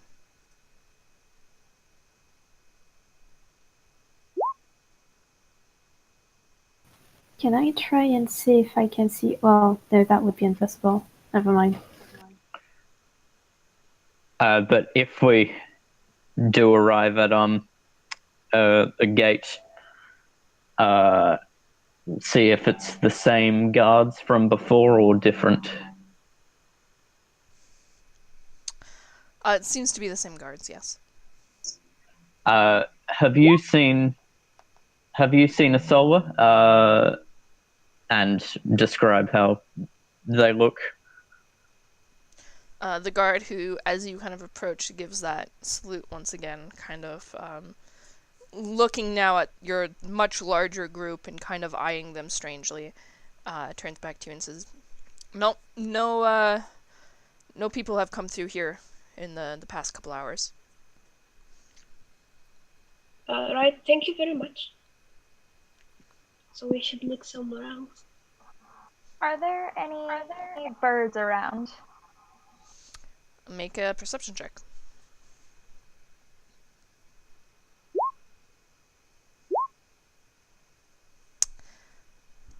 You don't see any in your direct vicinity. It's very kind of industrial here in the sense that there's not a lot of greenery. You have previously seen a few birds kind of flit about here and there, but you don't see any kind of right in your general vicinity. Can I try just like whistling to the air and trying to use speech of beast and leaf to like call a bird over? Okay, make an animal handling check with disadvantage because you can't see anything. Speech of beast and leaf is charisma checks to influence animals. Is Should I do? animal handling not a charisma thing? Is that an intelligence? I think that's either intelligence or wisdom.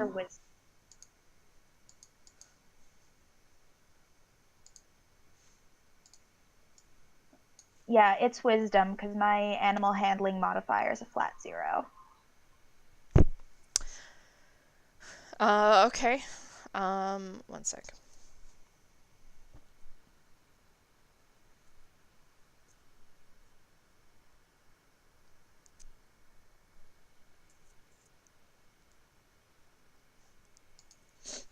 Okay, I guess just make a charisma check though, then, with disadvantage.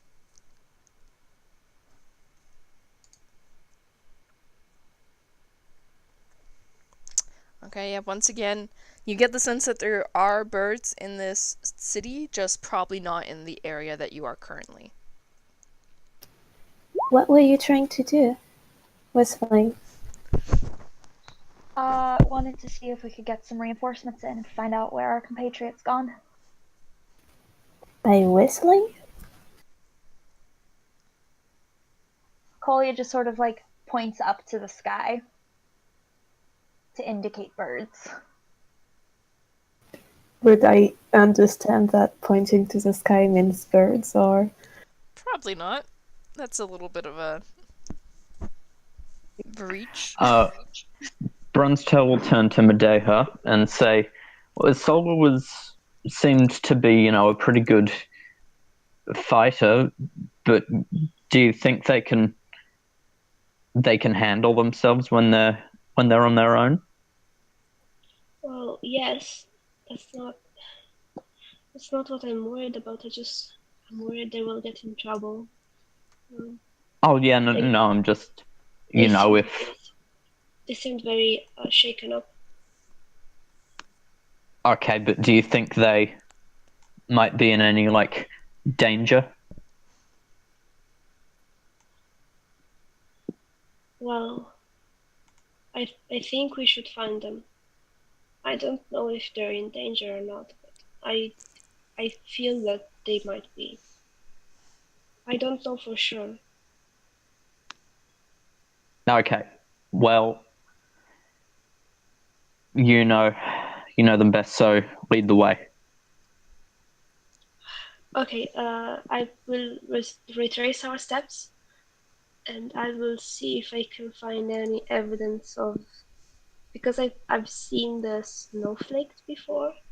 If I find any evidence of snow or ice or like whatever around the tavern. Okay. Roll an investigation check. Okay. You don't necessarily find any snow or ice. You eventually do get a vague sort of trail that looks like maybe it's melted snow. Looks like it's kind of almost in the pattern of shoes, as if somebody was walking and making indents. But it's hard to tell whether it's actually like if it would have been Isola or if it's just somebody who happened to have wet shoes. But they do appear to be leading away from the tavern and at a somewhat fast pace.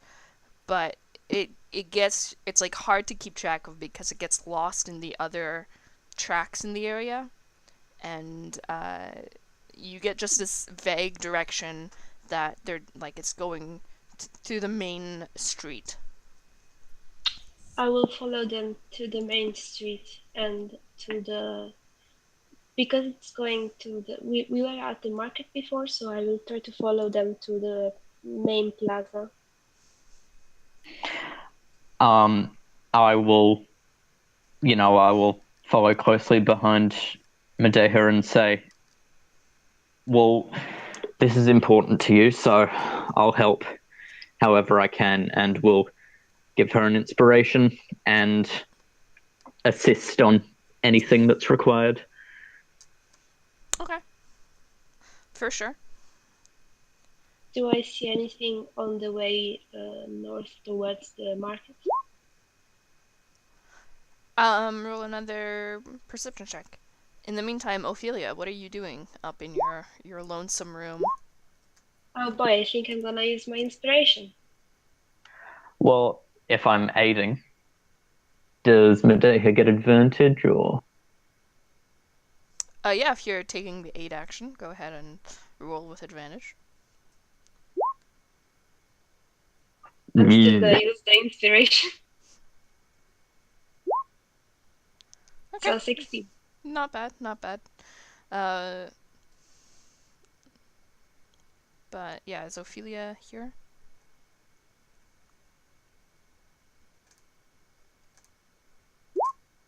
You're here? Okay. Just want to check in. Anything you're doing up in your room while they're going on a goose chase?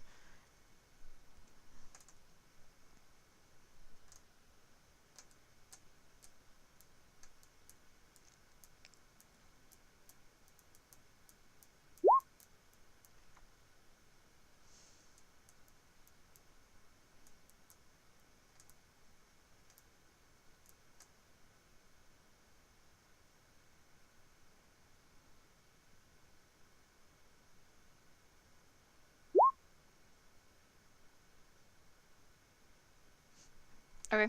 Yeah, eventually the paralysis kind of wears off, and you head downstairs, seeing a mostly empty tavern. There's the barkeep and what appears to be somebody in a corner. But besides that, you don't see any of the other kind of group that you were with earlier. You don't see Calliope. Actually, you do see Calliope. Calliope's still there. Yep, Calliope's at the bar. So you see Calliope is kind of sitting at the bar with another drink.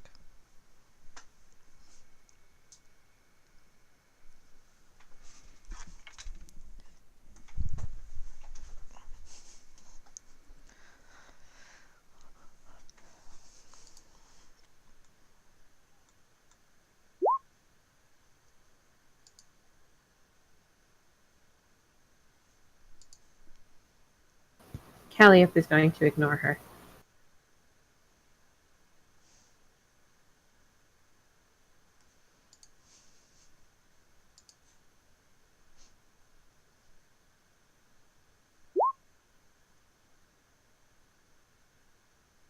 Nope. She doesn't answer. She's just going to continue drinking her drink.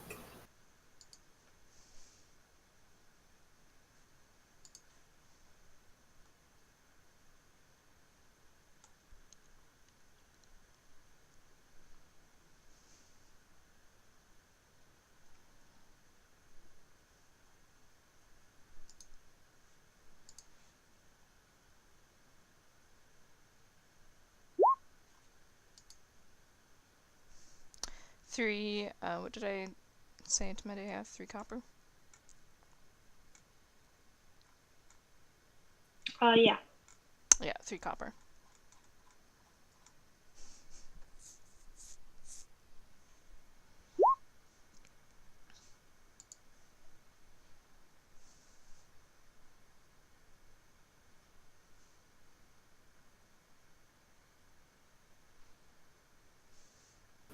Calliope looks surprised, but she's not going to stop her from leaving. Okay. Anything else you're doing, Ophelia?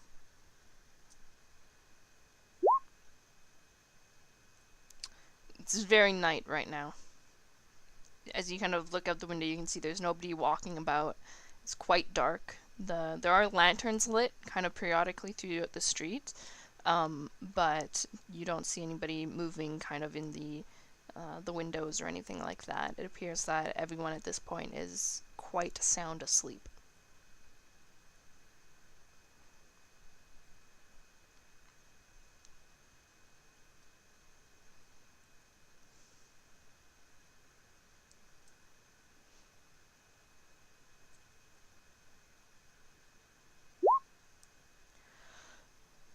Okay, any direction in particular?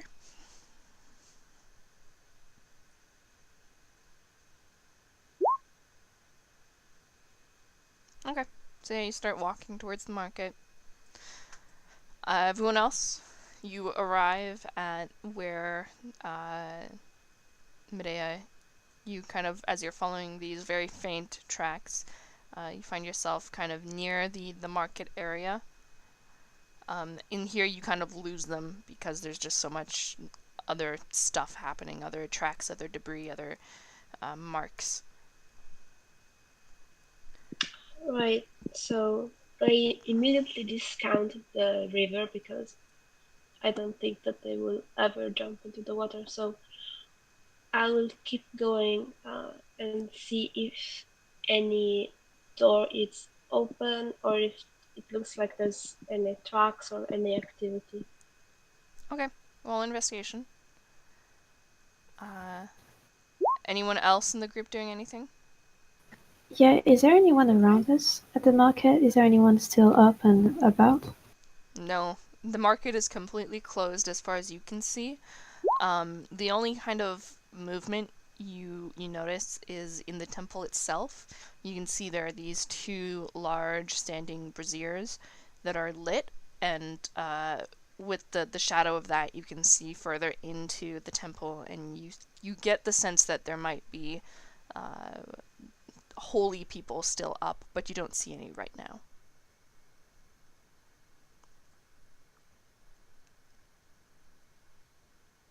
What do I see with 17?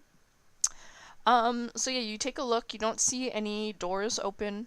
You do see the alleyway that you went to the Rusted Nail with. And there doesn't seem to be any, like, obvious marks at first. It's really hard to tell here with just how busy everything is.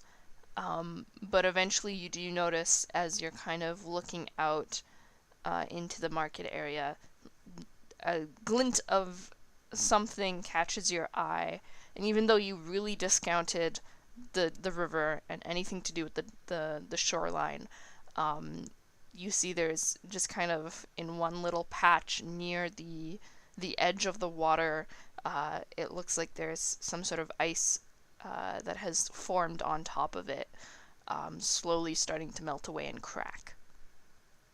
Madeha will be like, "Oh no, no, no, no, no," and starts to wade into the river and like follow it downstream to see if she finds anything. Okay, you step into the water. Basically, she thinks maybe Sola drowned. Yeah. Bronzetail is just like looking at Tesney like, what should we do? I have no idea. I'm just going to stay close behind Madeha. Okay. In the meantime, Isola, you're running through the forest on the tracks of a deer,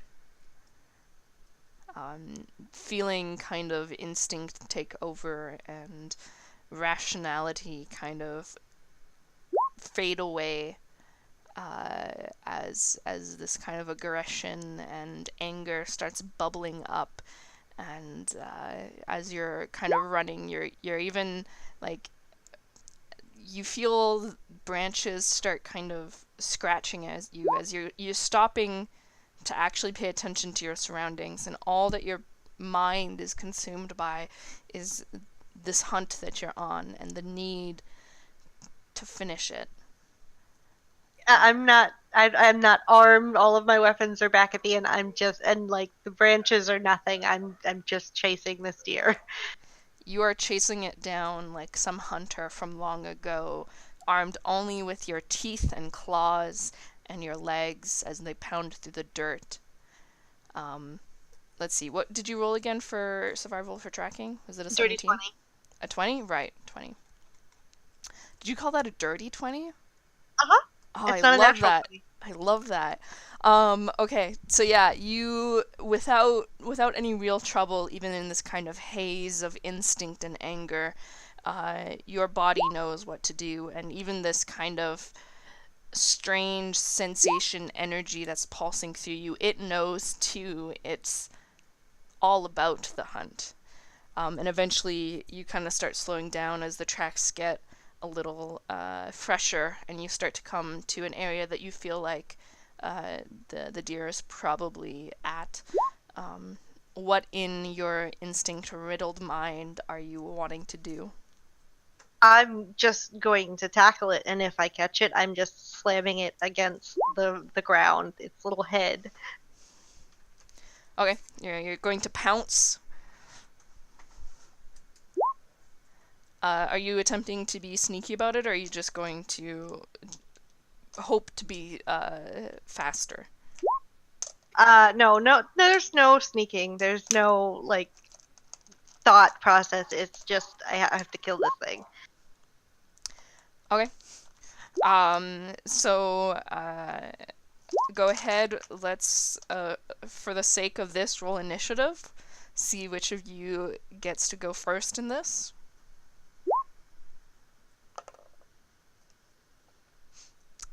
Okay. Let me just quickly, because I did not prepare for this, let me just look something up real quick. Neither did I!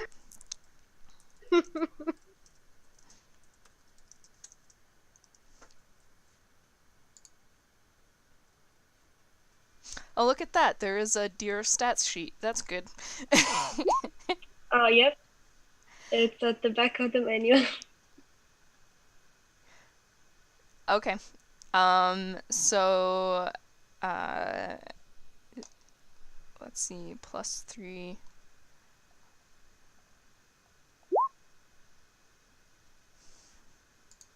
Okay, so yeah, the deer kind of, as you start pouncing, you see the ears kind of perk up, and it quickly kind of jerks up out of where it was grazing in this little clearing in the forest, and startles and goes just bouncing out of the clearing, forcing you to run after it.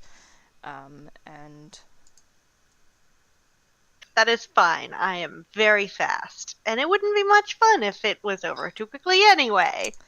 for sure, it does have a lot of movement, just to let you know. So it's got very long legs and can go very fast, but in your kind of adrenaline fueled haze, that doesn't bother you any bit, and you even feel this somewhat like dark amusement kind of bubble up as you think to yourself that that's fine. That's just prolonging the inevitable. Going back to everyone else for a little bit. So Medea, you're kind of wading through the water. It's somewhat mucky and murky, and there's these what look like river plant life kind of attempting to cling to your ankles as you step in. As you do, the last bit of cold from the ice starts to finally melt, and it kind of breaks off of the edge of the river and starts floating a little bit down river. What are you doing?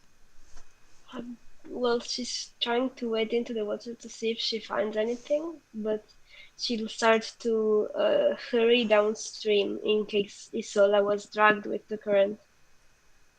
Okay, so you can get like the river isn't necessarily that deep right here, but you wouldn't be able to get to like the middle of the river without actually swimming. But as you kind of roll a investigation check to see if you can see like any bodies in the water or anything like that.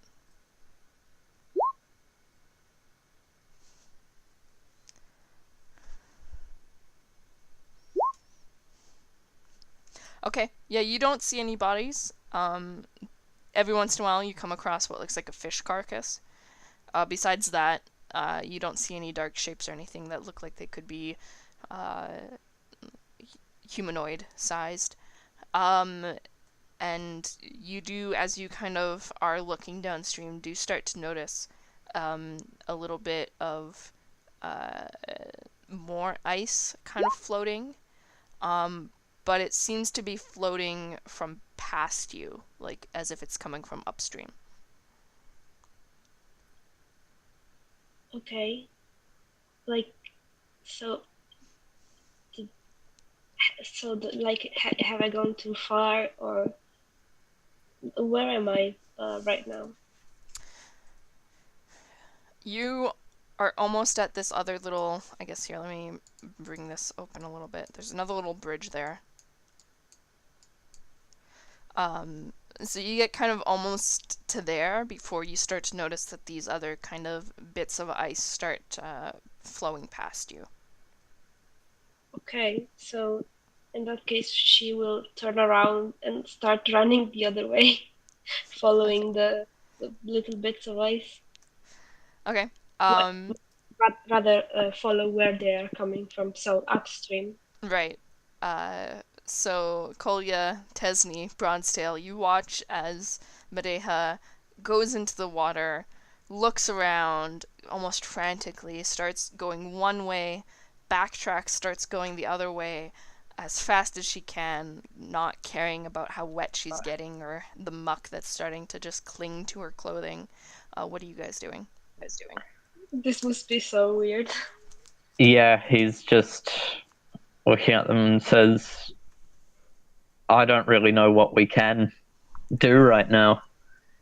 Oh, just follow me. What should we I've do? seen tracks.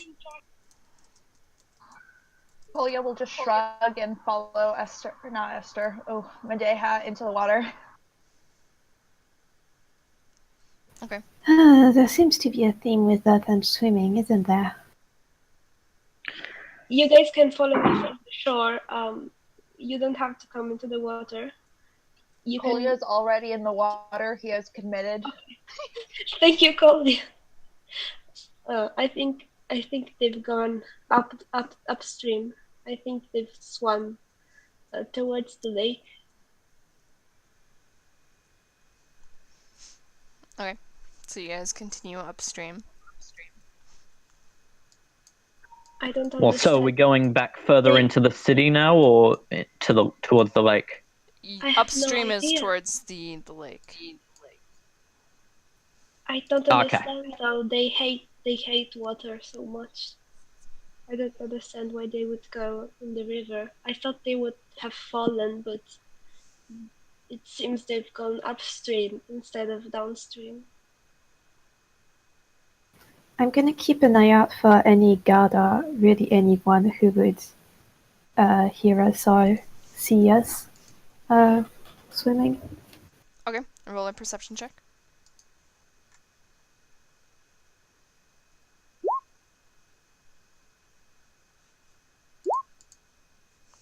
Okay. As you kind of keep an eye out, you can see that once again it's late enough at night that you're not getting any sort of movement from any of the alleys or anything like that. It appears that there's not a good nightlife in this city itself. You do eventually notice that there are guards at the gate itself. That although not necessarily paying that much attention, they are there. And it's dark here, so you get the feeling that if you're in the water itself, you're probably not going to be noticed. But anywhere kind of on the city path that goes into these kind of smaller gates on each side, you'd probably be noticed by the guards. I'll still shush the others when we get close and point to the guards and put my finger to my mouth as we go past them. So is everybody going in the water then? No, Yeah. because he's wearing armor. Oh,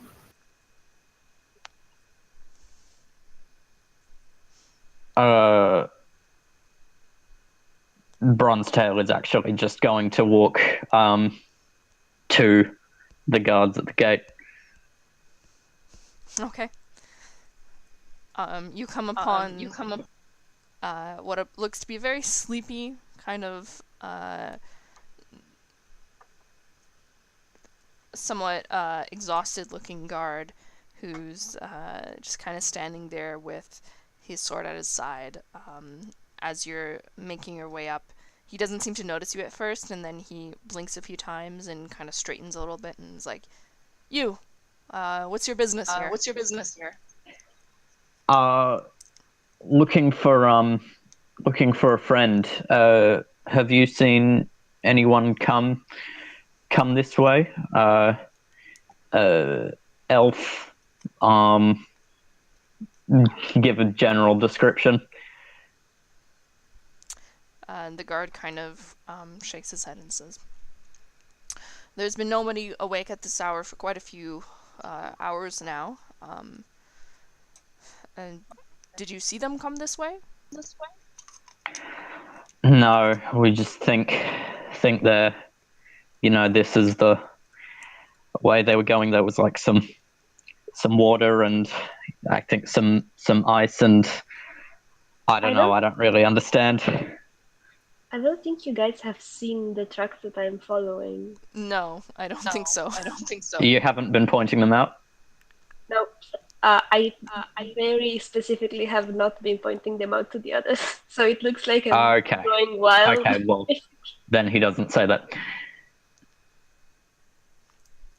I see. Well, if you're missing a friend of some kind, I would suggest you go to the barracks and talk with the authorities there or the town hall. Maybe put up a missing alert. But I have not seen anyone come this way. Would there be people, like, is it open right now, or? There's always a few clerks awake, but you would best bet to come in the morning if you wanted to get things done with quickly. What about the barracks? Oh, the barracks, there are people there all times of day. We have to be in shifts, waking up every few hours, so if you go now, you'll probably find somebody. But once again, I'm not sure what help they can give you besides maybe putting out a little force to look. Have we been to the barracks with the with Esma? Ophelia has, for sure, to get the horses. You guys, I think, went straight to the temple. You know what? She probably did bring you guys on the way as you guys were going to the temple. Because she would have gone... No, actually, you guys wouldn't have seen it. Okay. Where are the barracks? They're near Town Hall in the temple, on the other side of the temple. Okay. Thank you very much. And I do the salute that the other ones did. Okay, he salutes back. And make my way towards the barrack. Okay. Everyone else, you see Ronstill have this discussion with the guard. Are you guys continuing on, or are you waiting for it to finish? I'm waiting. I would like to stealth past. Normally, I would agree, but hearing the way they're talking and the way that the halfling was talking earlier, I don't feel like trusting the guards right now, and I think we are in a bit of a hurry. So Madeha is just going to try to stealth past the guard post. Kolia will go with Madeha so that she has some sort of backup. So there is a grate or a gate here in the water itself that appears to goes somewhat into the water. So you'd have to dive underneath it. Depending on your comfortableness in the water, it doesn't look like it would be too difficult. It's either that or you attempt to actually sneak by closer to the edges of the river, in which case I'll have to get you guys to roll a stealth check. I think Madeha has no particular feelings towards water, but I don't think she's a great swimmer either. I mean, it must be hard to swim with hooves. That is true. So, well, she's in the water already, so she will try to go under the gate. Okay, roll an athletics check. Kolia's gonna follow, so I guess I'll do the same. Oh boy. Okay, roll Yeah. athletics, Kolia. Okay. I'm so sorry.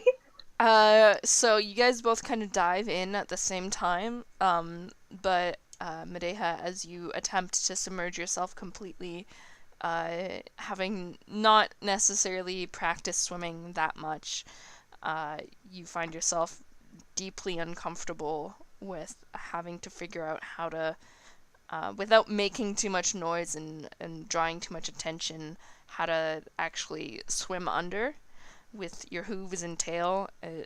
There's a lot to kind of try to balance with. And you get maybe about halfway down, and then you feel as you're trying to almost using the gate itself to kind of push yourself under the water and attempt to then come up the other side. You just find that you can't actually submerge yourself properly. I don't know if anyone else has ever had this problem where they just float for no reason in water. Yeah. I inhaled too much air and I can't go down, basically. Yeah, so you get halfway down and then you just feel like you can't somehow push the last little bit underneath the gate and over, and you just start kind of bobbing back up to the surface. Kolia, Oh, no. you submerge yourself and are able to get all the way under and back on to the other side, kind of shaking your head as you do, and you look behind you and you see Madeha has now kind of popped back up and looking a little frustrated with life in general. And I coughing up a bit of the mud. Is something the matter? I think I'll try to sneak from the shore. I don't think I'm a very good swimmer. Do you want me to help or anything? I can reach through the grate possibly, and Oh yeah, good idea. Okay. So can I go down and like reach for Kolya's hands to help me like do the last little bit of the swimming? Sure. So, Coley, you'll have to submerge yourself again, and kind of as Medea is going down, you would have to basically grab onto her and then pull her back up the rest of the way on the other side. Go ahead, Medea, roll a athletics check with advantage. That's still not very good. Still We're not very trying. good. You're trying real hard. So once again, you get kind of into that halfway mark, and you Do sorry. I get stuck under the gate? Yeah, you actually, so you kind of put one hand onto the metal of the gate to try to like push yourself underneath of it. Um, but you just like feel something get snagged on your clothing as you kind of skim underneath the gate itself, and as Coley is kind of pulling at your arm to try to like bring you up, it just like gets snagged even worse, and you can hear. Actually, you can't hear anything because you're underwater, but you can just feel something like rip all the way down as you drag yourself like in it all, like it really hurts as you do too, because like you feel your back kind of Ow. scrape against the bottom, and if anybody has ever gone underwater while there's a current and there's something above them, it's extremely scary, and it hurts a lot as the water kind of pushes you up into whatever is on top of you. So yeah, you feel Yeah. like you've probably taken a little bit of damage from that, but you do get up to the other side. She's gonna like come up and like gasp and cough a little bit and be like, I'm okay. Did something bite you? There was a bit of pressure pulling you back. No, I think. And she's gonna reach back and like, do I feel like my back is like there's a scrape or like a cut or something? Doesn't look like you actually tore any skin, but you feel very bruised, and you can see that there's now kind of a rip in your clothing in the back. It's fine. I think I just ripped my clothes. I'll be okay. All right, we can take it slowly, finding them from here. By the way, how much damage did I take from that? I rolled a d4 and you got a 3, so Oh boy.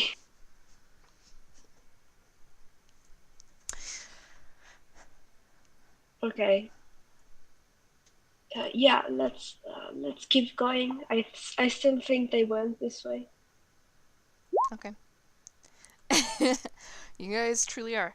Isola, you're chasing after a deer.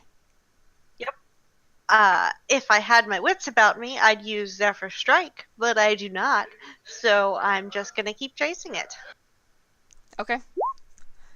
As you're kind of moving through going deeper and deeper into the forest itself, as the kind of thickness of the trees start getting thicker, and you see, strangely, almost as if the forest itself is starting to thicken in a somewhat unnatural way, and in a way actually that you have some experience with. You Oh, good! you follow this deer. It's actually a very nice deer. It's got a very nice kind of almost white pelt. That as the moon kind of shifts through the trees, you can see it starts looking a little bit almost silvery in color. Good! And you chase it, and even though it's a fast animal, you feel at times that you're getting closer, and you kind of put up a little bit more speed, but then it turns a corner real fast, and you have to skid and try to like use the trees around you to hook yourself and continue forward. And it kind of does this weaving pattern through the trees till eventually to the point where you're not sure you'd be able to follow your way back, as you're losing track almost of what direction it's going. And strangely, in some way, that the moon doesn't seem to help, and even with these kind of traces of ice and snow that you leave behind, you're even in your hazed and somewhat consumed mentality, you get the feeling that you are now lost completely. And eventually you come to the point where the trees themselves are getting so thick and the brush is getting so thick that you're having to actually slow down a little, because you like have to pick your way through the trees, and at one point you even scale one to attempt to kind of go through the branches instead of down on the floor. And luckily this forces the deer itself to also slow down, and you start kind of gaining speed on it as you go, as it's not able to kind of maneuver in the same way as a two-legged humanoid can. I am not happy that this deer is outsmarting me. Do I have the presence of mind to try and switch to a different target, or am I just pinpoint on the deer? As you know from previous episodes, once you've locked on to a target, Yep. you are not going to, until something forces you physically to give up, or the effects of the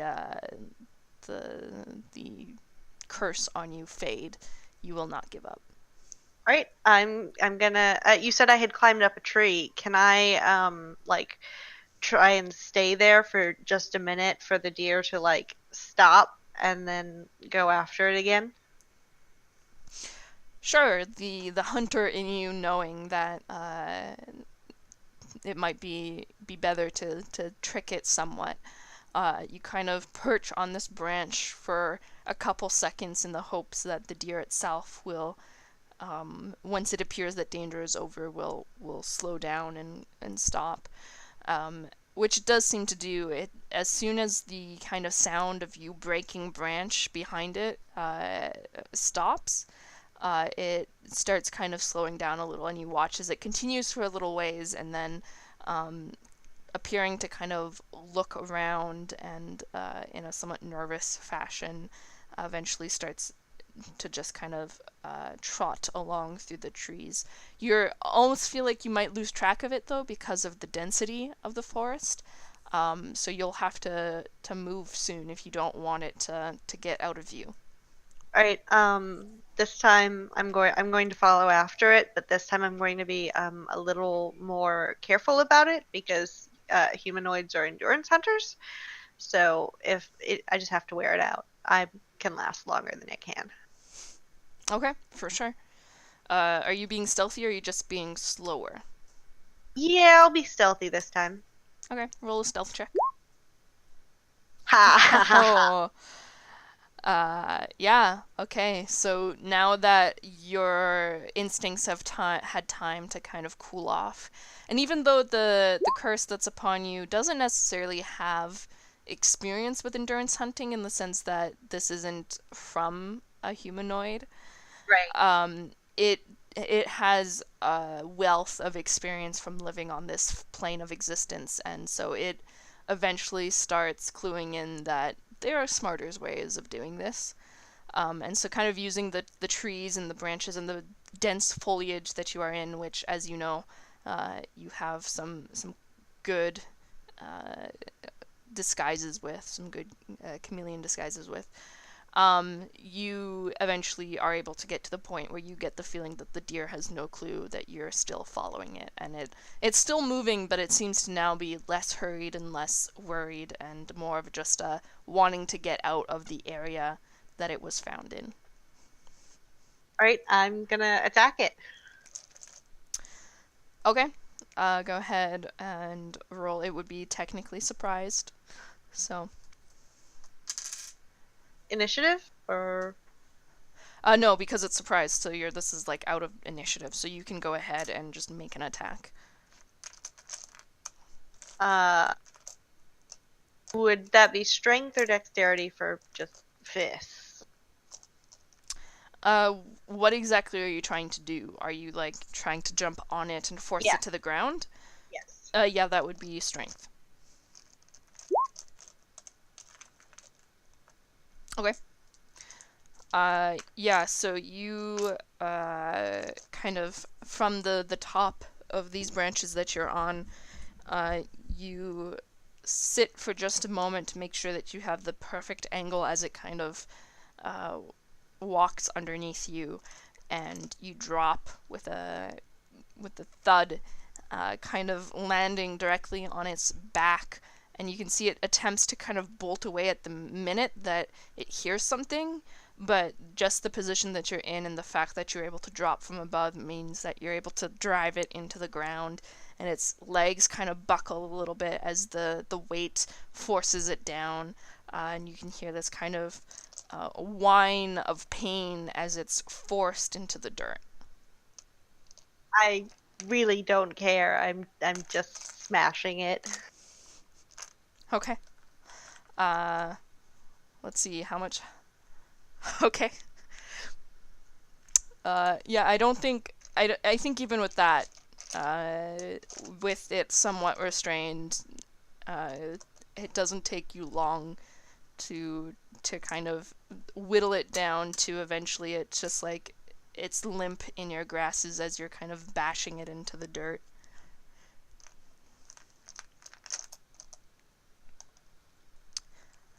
Blood starts kind of seeping into the grounds where you're at, the somewhat almost silver pelt getting stained as you do, and as you're breathing heavily on top of it, your instincts give you the sense of mind to kind of look around at where you are, and you notice you're in somewhat of a clearing, with these thick trees kind of growing up to the sky, blotting out the moon, and these somewhat silvery looking flowers kind of in a circle around where you are, kind of bordering the tree line, and somewhat almost directly in front of you there's a single large tree that's kind of reaching up and covering the rest of the canopy, up much taller than any of the other trees, with these thick vines that are kind of draped along the trunk and kind of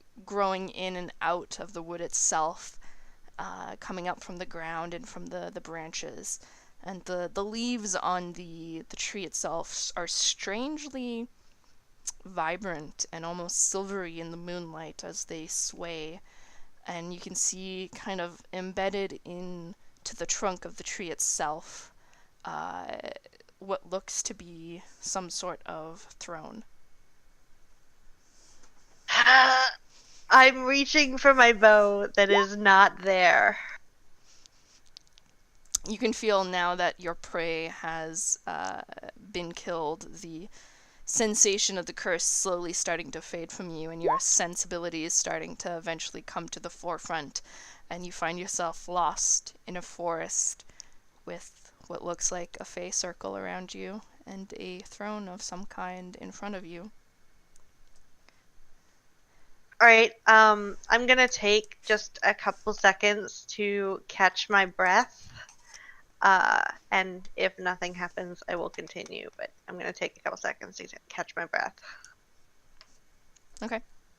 In the meantime, everyone else, it's actually for a second. Yeah, no, that's good. Does anyone want to take a break? Let's take a break for a bit. Yeah, please. My internet's being ridiculous. Yeah, I could tell you kept cutting in and out, unfortunately. Yeah. So Yeah, I'm let's okay with the break as well. take a quick break. Let's see. So much excitement. There's a lot going on. You guys are going off the rails so hard. That's good. I love it. Say 15. How could I ever? I mean, yeah, it's not really your fault, but you're the one that handed me a character that would go berserk. 15 minutes, let's say. All right. Cool. That sounds good. Sounds good. I'll see you Okay. guys later. It's all for science.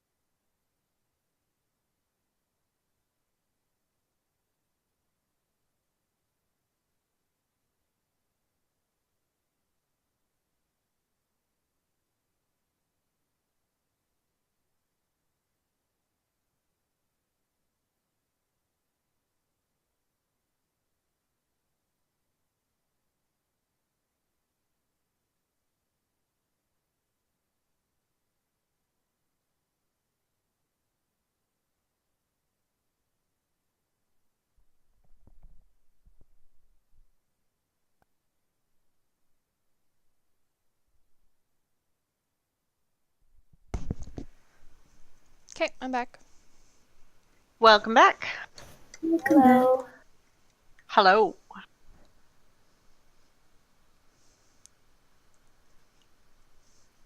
Hello.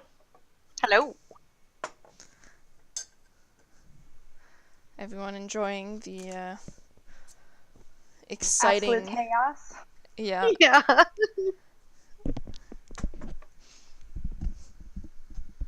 Like how last time we were saying, oh, maybe this is the time we'll finally all like get together and talk about our problems and like get to know each other, and we just split the party again in a I mean, completely different fashion. Oh God. we got like a good 10 minutes. We got like More one like word to Callie while Ophelia was in another room. Like that's what we got. yeah, basically. And then we tried to go with Tasney and Bromsdale, and then it's just me and Claudia now.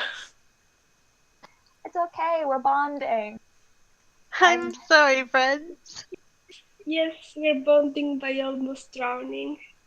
I am Yay. bonding Medeha into a grate, so it's fine.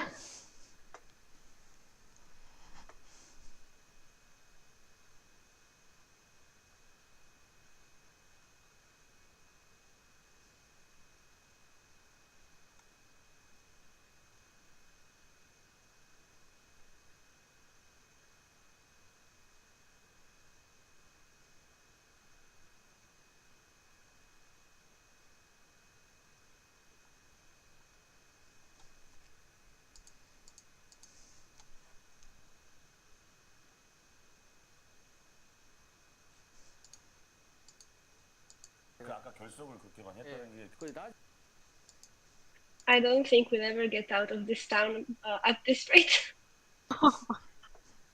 Too many mysteries. Yeah, we'll just be stuck here forever. Part of me wishes we had found another body in the river, just to see what would happen, just to see where it would go. I was very Me too, tempted. actually. I was very tempted, but I was like, oh, there's already too much going on. Because I knew as soon as Isola was going into the forest, I was like, oh, they're gonna stumble on what's in the forest. It's a plot thread right there, and then plot thread of Joro, and yeah, so. We could have just taken the body with us, for later. For later. Oh, a new companion. None of you are necromancers, so that would be interesting. Does anyone have gentle repose or anything like that? Nope.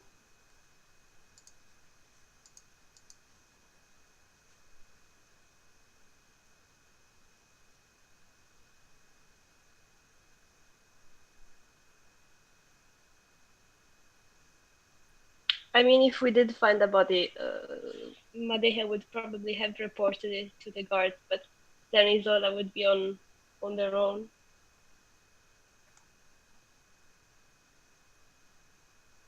When Isola realized that things were going south, that they got out of the city as quickly as they could.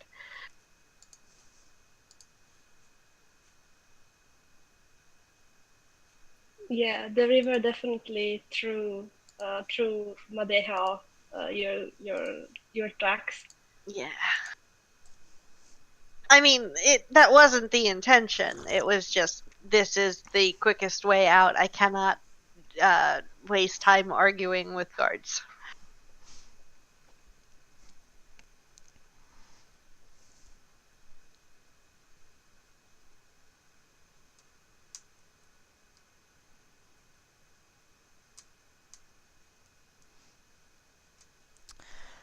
Well, is everyone back?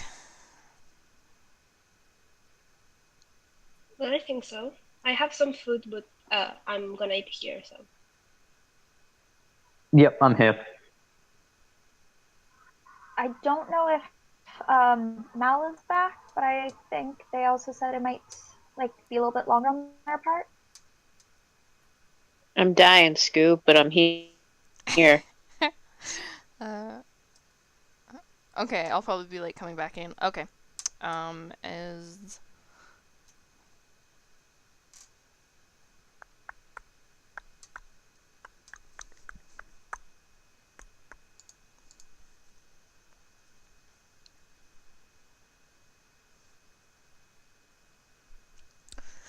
Hello? sorry, I Oh, I had to. My mom knocked on my door again. Tesney, are you here? Yep. Okay, so it's just The Your mom is like, "Are the bards okay?" no. Although I do sometimes talk about the adventures you guys get up to.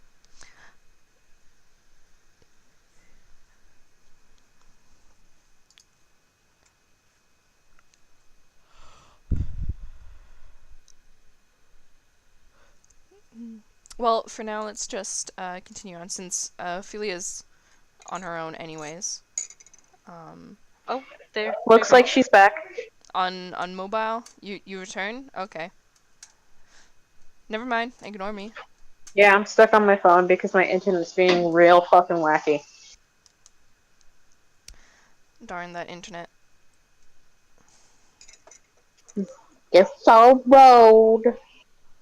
It's because your neighbors were moving things. They moved the Ethernet. I bet you anything. Probably.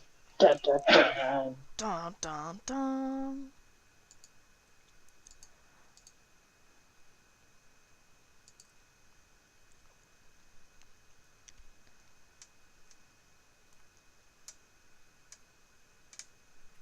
I wonder if we will ever find out that it was Ophelia who did all of this.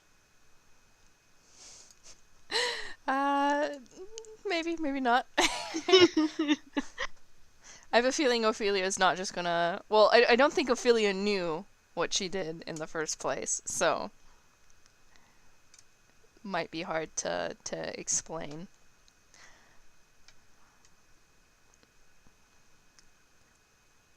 But yeah, so Bronzetail,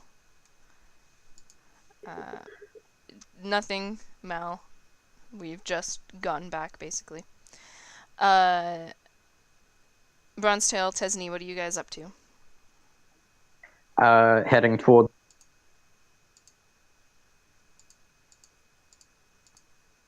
Oh, sorry? You kind of cut there out at the end there.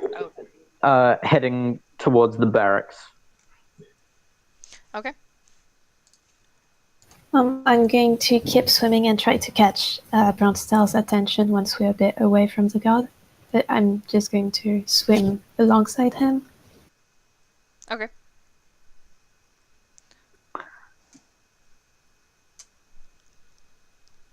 Bronzetail, hey, hey. Looks around for a second, sees you. Yeah, Are you going back? I'm going to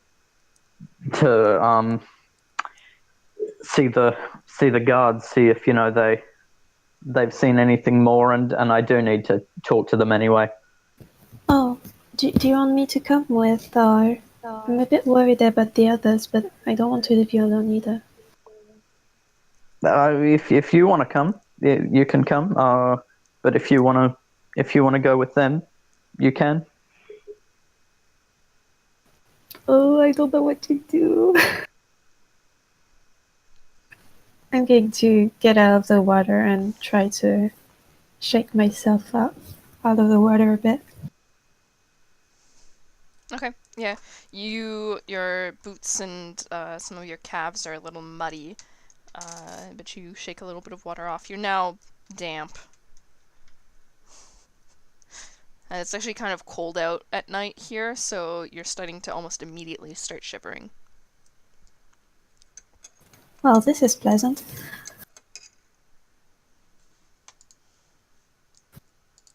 Well, I don't really want to stay all that far away from you. I'm just worried the other two, if they'll be okay.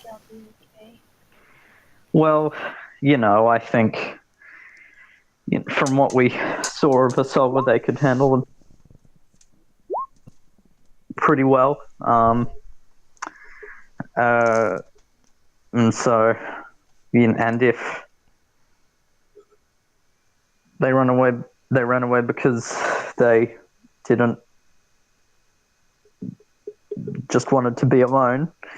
Then maybe we should just, let them be alone. That's true. I'll go with you then. Yep, and continue on to the barracks. Okay. So you make your way using the instructions that the guard kind of gave you to get to there. You kind of go down this one alley that's between the temple and the town hall. Noticing as you do that the material of the temple itself kind of strangely changes halfway through. What's at first this kind of white marble, almost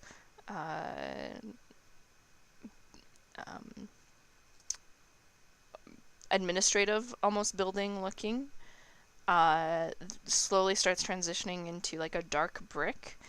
And at the back half you can see there's actually two entrances into the temple itself on either side. And it looks like they have two different kind of archways.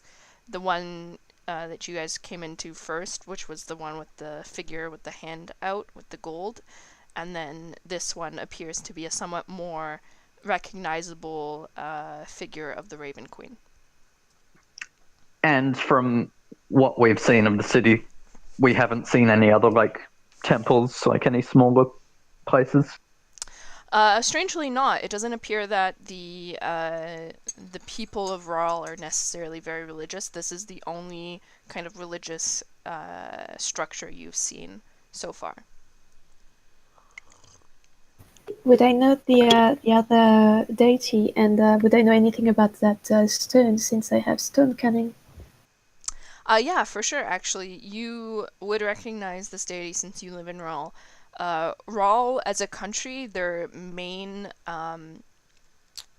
worship, because they're very much a trade and merchant heavy populace, they worship Wakim, the goddess of trade.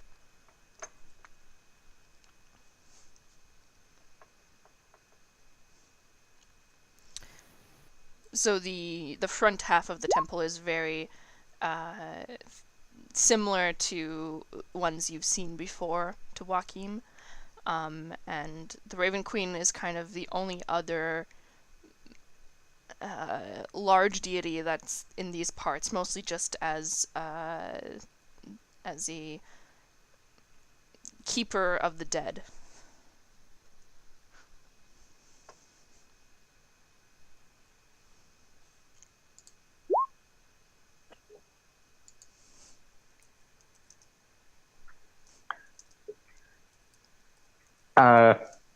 Yeah, but Bronzetail probably doesn't pay much attention to that and just continues towards the barracks.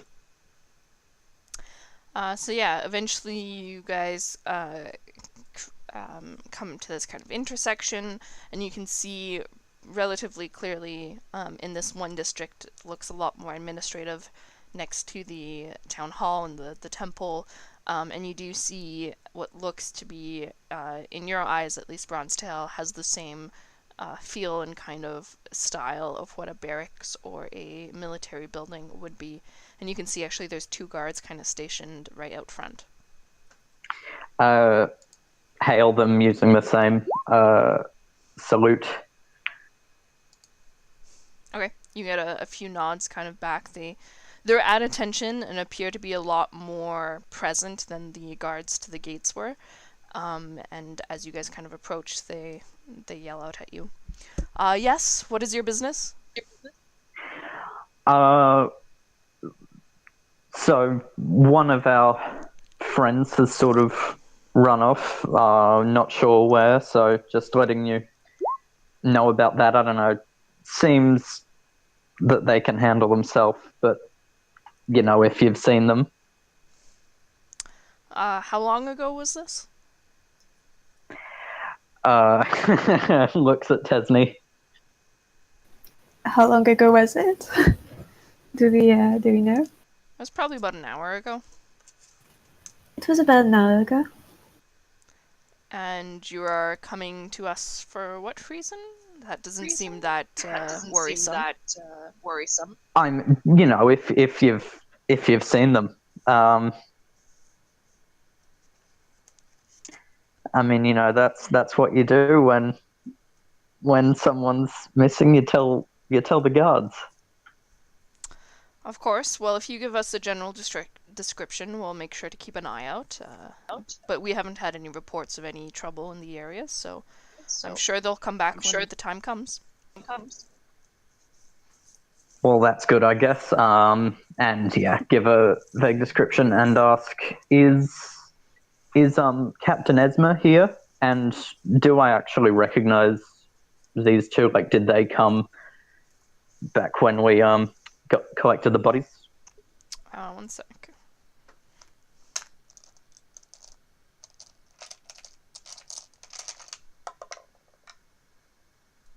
Actually, no, you do not recognize these two.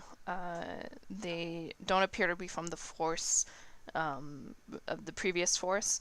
From what you know of when you were talking to the guards, when you were in the cave and when you were talking with Captain Esma, they kind of work in shifts here, and so presumably the guards that you were interacting with earlier have gone off duty at this point in time, and there's a new batch that have kind of taken their place. So is Captain Esma here, or? No, she's resting currently. If you have a message, I would be glad to give it to her. Well, we were helping before with the whole thing at the lake and the caves and the harpies and the bodies. And so, wanted to talk with her more about that, because I think we were going to go back. Of course, I'm sure if you come at a more reasonable hour, when she is actually on duty, she'd be glad to talk to you about any concerns you have about the incident that happened earlier. Can I maybe stay here? If there's a chair, could I just take a little nap while I wait? Both guards kind of look a little confused and flummoxed at that. We're not allowed to let civilians into the premise. I suppose it is your own.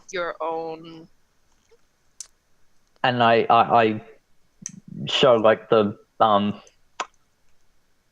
Mercs insignia or whatever it is that I have, and say, well, I'm not a civilian. I don't think, but that's fine. If I can't stay here, that's fine. Roll a persuasion check. Ooh. All right, you have real good. So they kind of both look to each other again, and one of them kind of leans into the other and whispers something, and the other one kind of nods for a bit, and the one that had been speaking with you turns back and says, well, I can't let you inside, but I'm sure we could get a chair out here if you were wanting to wait for that long. Kind of, once again, looking somewhat confused, and then says, we're not big enough to have any quarters for mercenaries, but we will let you know as soon as possible when Captain Esma is awakened on duty. Okay, and speaking of mercenaries, have you heard about what happened in Joro? And sort of looks at Tesney. Both kind of look back towards each other and then back towards you guys and say, There has been some talk, but it's not. We were not told of anything as it wasn't pertinent to the protection of this city. I'm sure, if I remember correctly, there was a messenger waiting for Captain Esma when she returned, but otherwise I do not know any information. Okay. Well, thank you. And sort of looks at Tesvin and just so I'm probably just gonna stay here and have a little nap. Are the guards looking at me weird because I'm just soaking?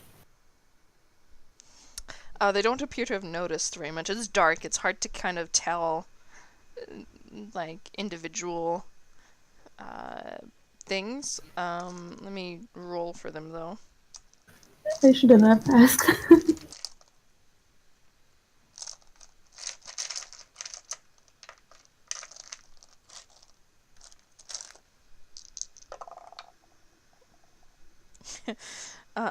No. They don't notice. Wow. Hmm. What bad rolls on both of their parts. I'm just going to nod at Bronsdale. Well, if you're going to stay here, I might go check on the others and join you later. I wanted to talk to Captain Isma myself, but Yeah. So I think tomorrow, if they were going back to the caverns, I still think I'm gonna go with them. But if you want to leave right away, then I'll be here and I'll go with you. But if not, yeah, then there's maybe some other stuff I'd like to do. I'll come talk to you once I'm done checking up on the others before I go to sleep anyway, and just check on you as well.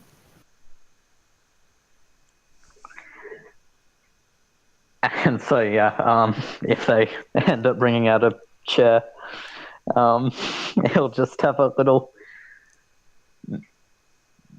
sleep until the morning.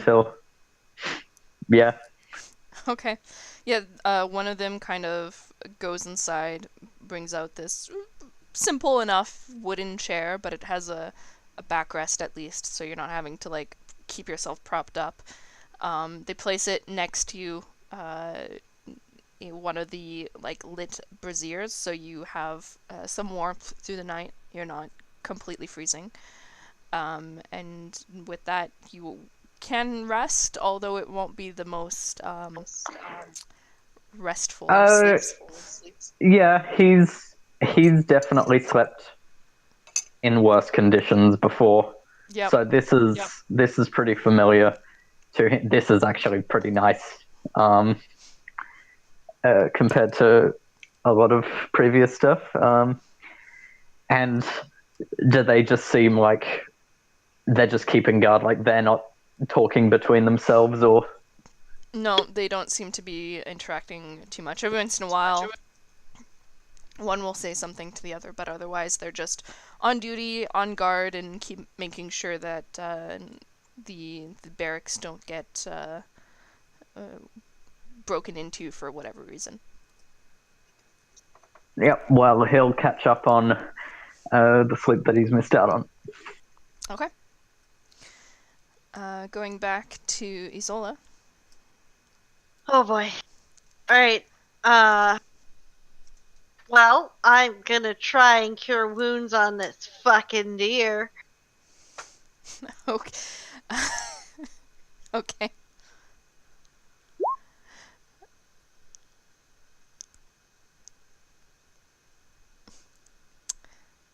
One sec, I just have to check something real quick.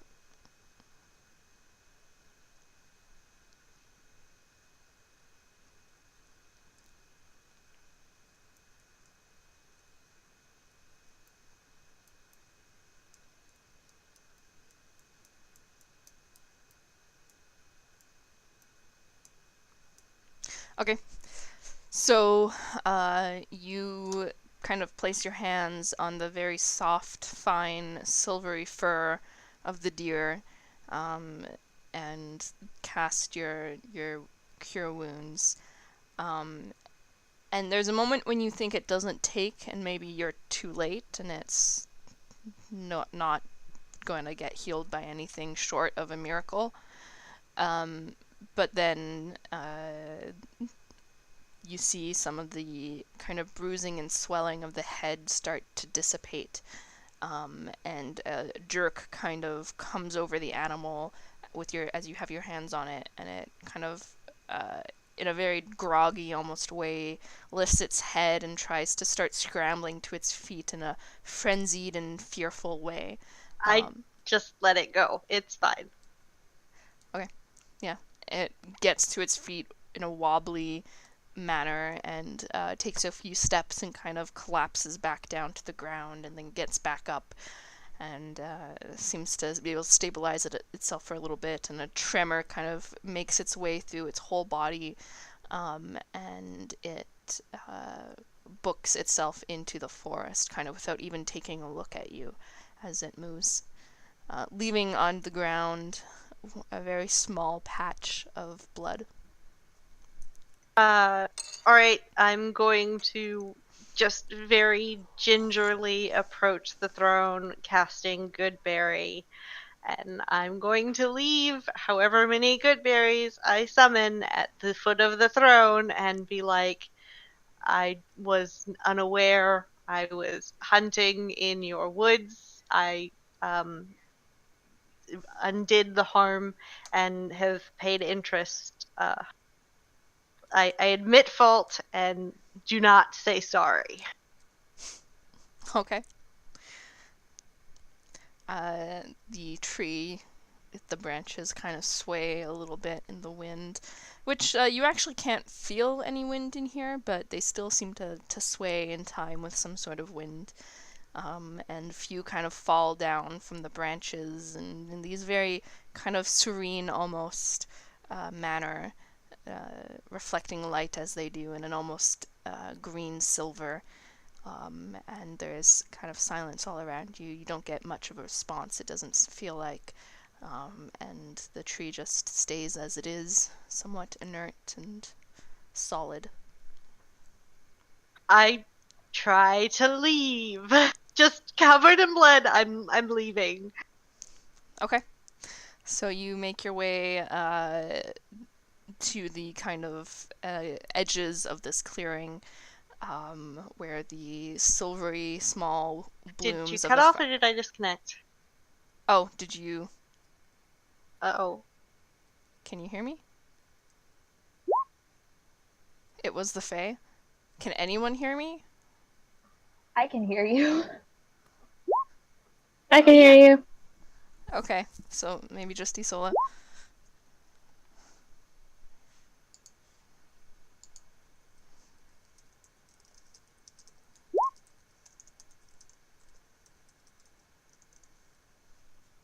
I cannot. Hold on, I will reconnect. Okay.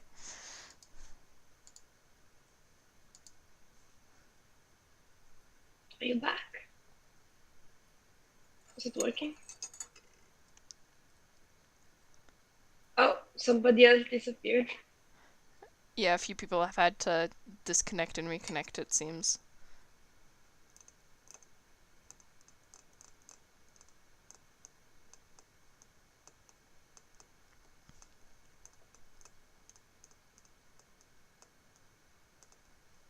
Oh, what is happening? The internet is being a real ass right now. They're dropping like flies. Testing. Hello. I can Can hear you- you now. Okay, awesome. Where did I get cut off? You said like 2 words after I said something. Okay, so you were coming back. You were attempting to leave the clearing.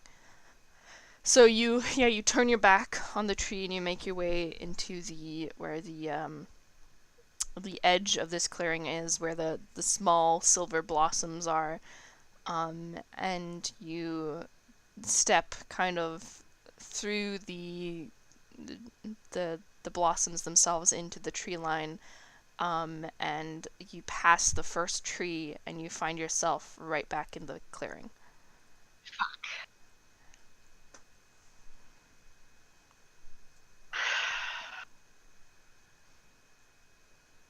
All right, I will go back to the throne and sit down and wait. Okay. Are you sitting on the throne or just by No, the throne? Okay. definitely not. Okay, so Medea and Kolya. Yeah. Do I see any more patches of ice or something like close to the shore? Go ahead, roll an investigation check.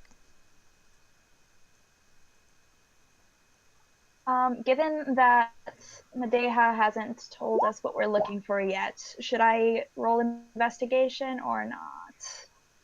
I mean, At that's a this point, 20, doesn't matter. well, yes. That was an advantage by accident, by the way, but the first roll was the open. Yeah. I mean, you could roll, Kolya, you could roll perception to see if you see anything kind of out of place, but you wouldn't really know what to look for. But yeah, with that 20, Medea, you are able to easily kind of see the markings now seeming almost fresher and not as muddied from the general kind of heat of the city. You see some patches of kind of ice in the water, and then coming out of that, what look like footprints made out of ice crystals leading into the forest. I'm like, oh no, and I will swim towards the shore and start following, and I will say, I think they went this way. Kolya will follow. Oh, by the way, we should get our weapons ready just in case. He'll nod and pull out his short sword and one of his many daggers, and he will ask Medea, do you think they're going to be dangerous, or is there something else going on? I'm not sure. I think, well, the forest at night might be dangerous. Noted. And she will try to follow the footsteps. Okay. Make a survival check as you're kind of traveling through the forest. Oh no. Okay. We're lost. Yeah, you, now that it's, I mean, you haven't really been here during the full day, so you're not quite sure what this area looks like with the sun, but in the moonlight, everything kind of shifts and sways a little bit in such a way that with the very dense forest that you're starting to kind of have to travel through, it's getting really easy to kind of lose your way and actually lose the tracks that you're trying to follow. You do at some point kind of see a couple marks that seem to say that you're on the right track. You see a couple broken branches, some frost-covered foliage, but you're also starting to feel like if you go further, you might not be able to find your way back. What do we do? What if they're lost? Can I try my bird trick one more time? Sure. It was just a flat charisma, right? Yep. Okay. So you kind of call into the air to try to coax a bird into coming down, and after a couple of seconds where you feel like maybe it didn't work, a small little songbird of some kind flits down onto your palm and kind of chirps a little inquisitively at you. I will whistle at the bird, and I will say, We're looking for a friend of ours. They're about yay tall, and I give them a description of what Isola looks like. I don't know how much a bird would be able to get out of that. I don't know if they're colorblind or what, but basically asking the bird, have you seen anyone unusual coming through here? And can you or any of your friends lead us to them? So the bird kind of hops from foot to foot a little and chirps a little bit more, and then um, takes flight and kind of starts flying into one direction. Kolya will Wait. wave at Madeha to follow the bird. Were you just talking to the bird right now? Yes. They can't really talk back, but, you know. That's impressive. Okay. And Hurry she will along before follow. they get... Yeah. Let me go. Yeah, she will hurriedly follow. Okay. So you guys kind of make your way through the forest following this small little songbird as it goes. And you having to weave kind of between trees as you do. And eventually you kind of burst into this clearing that is seems strangely kind of untouched, in the sense that in this one area there's no real kind of trees are growing, but it doesn't make sense really. There's not like anything different about the soil or anything like that. It's just as if they refuse to grow in this one patch. And right kind of in the center, you see this small, broken down cabin of some kind that looks abandoned and kind of in disrepair. And there's a small path that kind of gets eaten up by weeds that goes up into the front door that's still closed, and you can see kind of all around the cabin itself are these little white silvery blossoms that are kind of growing somewhat uncontrollably. But otherwise you do not see anything else that looks like maybe Isola is there.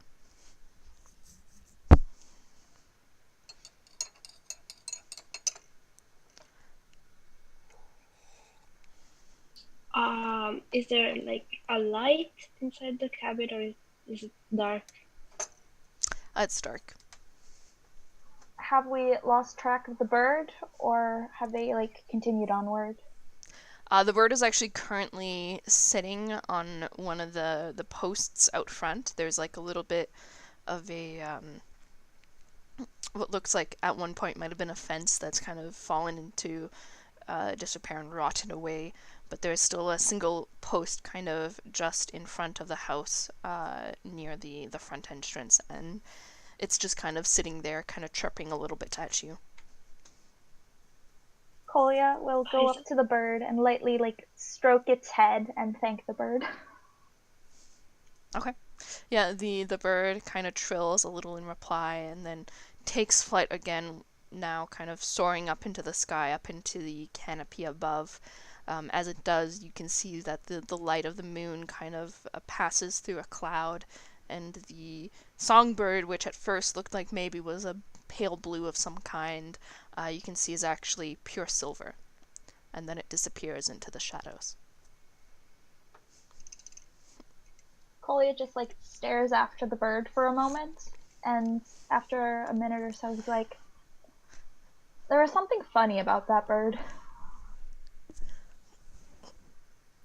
Well, I've never seen a bird respond to commands before, so yeah.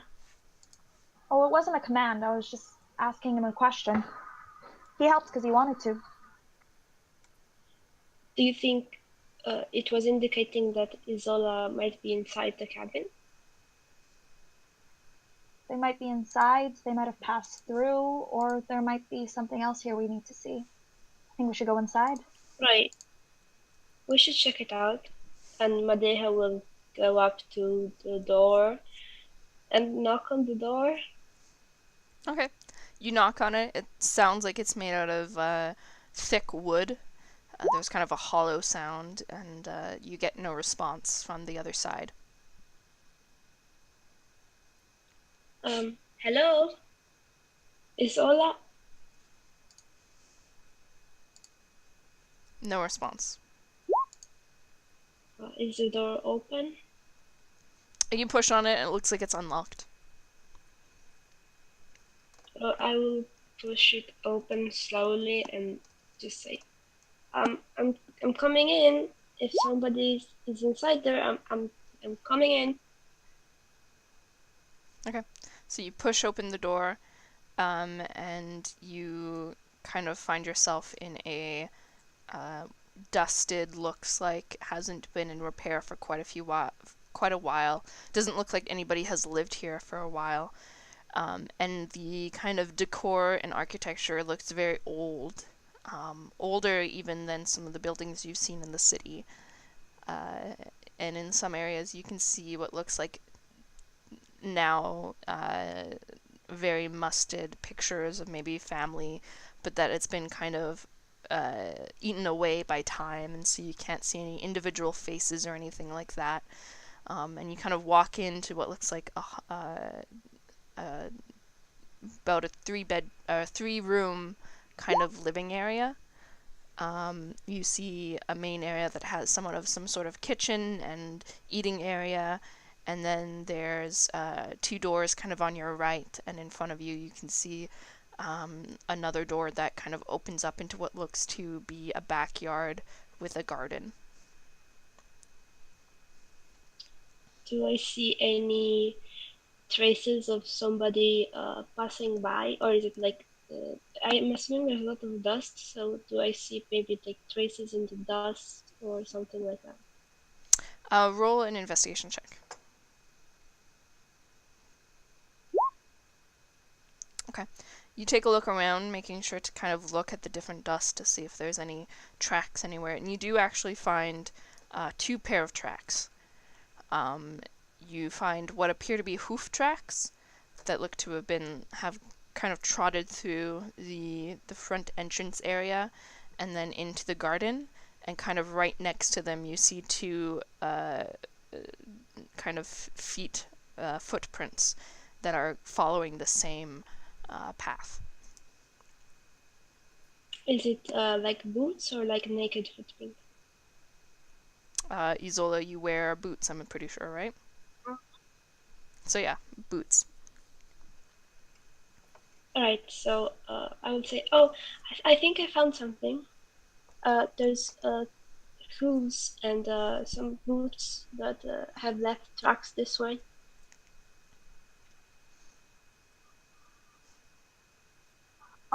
So did someone bring a horse into here, or what are the hooves for?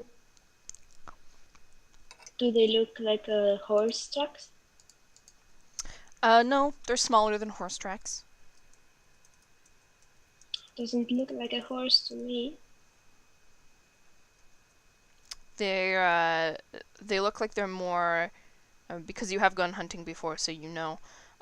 They appear to be either you would assume just based on the pattern of the hooves themselves, because they're kind of longer than horse hooves. They're probably some sort of deer. Right. I think there was a deer, and it looks like Isola came this way also. Or at least somebody. Well, it doesn't seem like anybody else has been here for quite a while. And where do the tracks lead? To the backyard?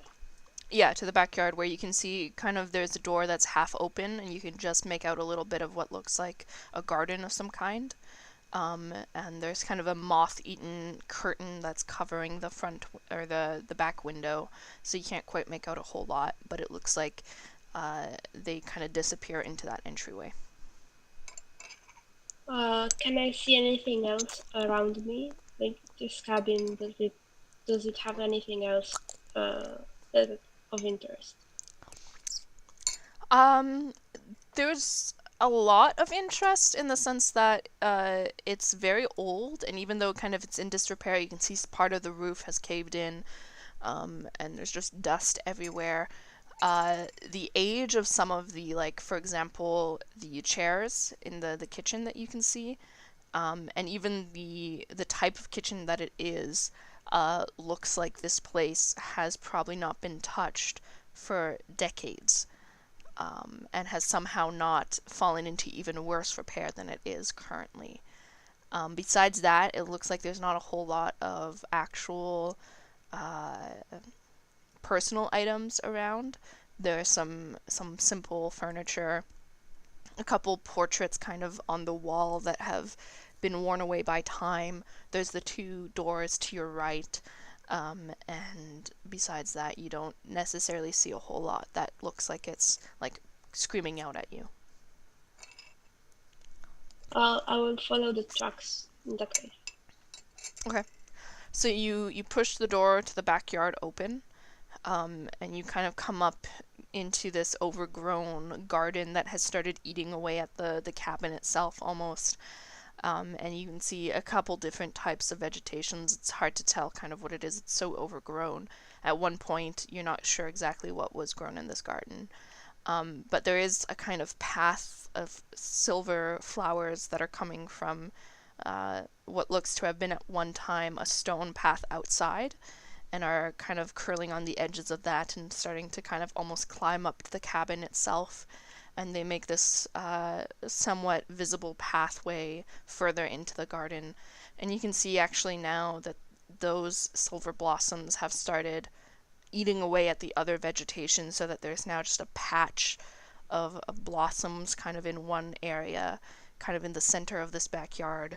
And laying down there, you see a silver deer that's just kind of laying with the knees bent, and kind of laying against this deer, you see Isola passed out. Oh, Oh, shit. good. And that's where we'll end today. Oh, good. Oh, okay. Awesome. Love it. Oh no. It's okay. We found them. Yeah. I mean, we did. But it's not the place that I expected. It's fine. It's just plot. Yeah. Oh no. So we're all having a fun little field trip. It's great. We're making friends. Yeah, we made a bird friend. We found a weird cabin in the woods with a lot of very weird flowers, and everything is silver for some reason. I don't know if Isola made many friends. I hope Isola no. made friends. But I don't Probably think so. When we see that, is there like all the blood, or are they just sleeping? Not to spoil next week, but as far as you can see from this distance, they just appear to be sleeping. Oh, okay. That's a very different. It would be a very different reaction if they were like covered in blood.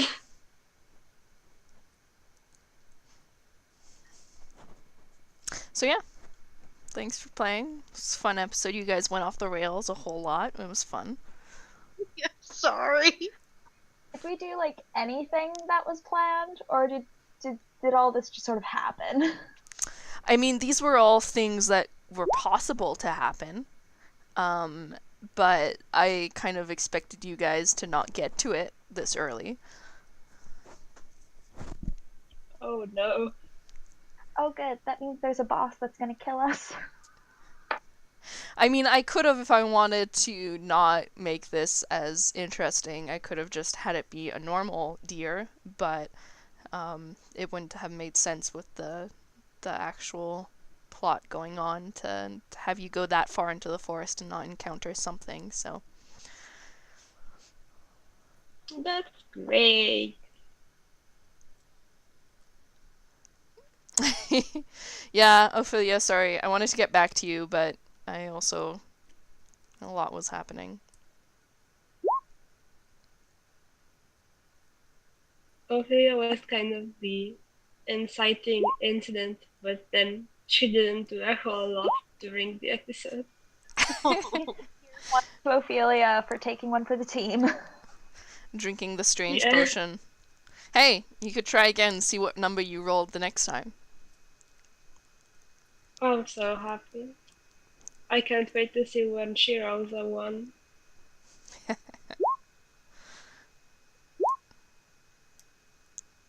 Randomly casting fear and then casting disintegrate on a pitcher of water. Just turns into Ophelia drinking the potion at the beginning of the game and nothing else. Hey, you might actually be able to beat a boss that way, though. Depending on what you roll. Yeah.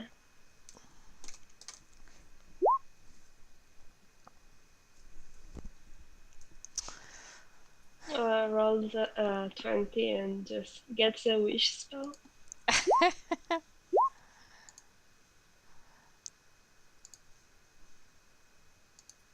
She wishes to have never drank the potion.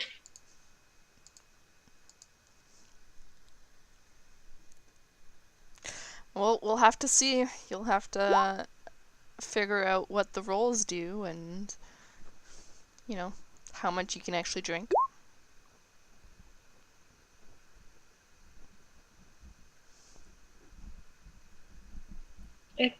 It's like weird wild magic potion. It's scary. Well, it's not quite wild magic, but yeah.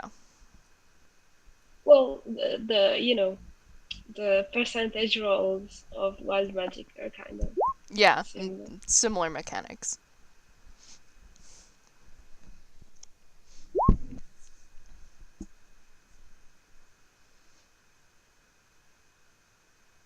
I'm so scared for. Well, at first I was more scared for Madeha and Kolya, but now I'm more scared for Isola. I am equally scared for all of us because I don't know why everything's silver, and I don't know if I want to find out. Yeah.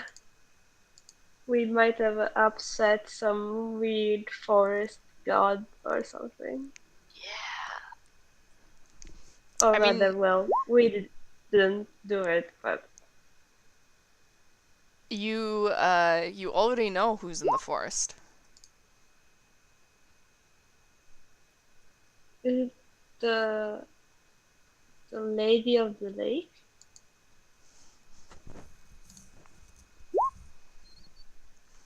But she's in the lake, right? So she's not in the forest. Yeah, I don't think Mel and Jax told anyone about the book. Oh yeah, that as well. But like the players know, kind of. Yeah. I was talking more about the players knowing what's in the forest. I Yeah, the characters have no idea. And they don't seem to have a very big sense of self-preservation. I like how after the fear spell, no one went to check on Ophelia to see how she was doing. Oh, that's true. Whoops. I mean, Now she's just wandering well, about the city on her own. Hey, maybe you'll come well, across Bronzetail sitting up in front of the barracks. but to be fair, everybody else seemed to be fine except for Isola. Everyone else seemed to be just a little bit shaken up and then just was fine. And Calliope didn't react at all, so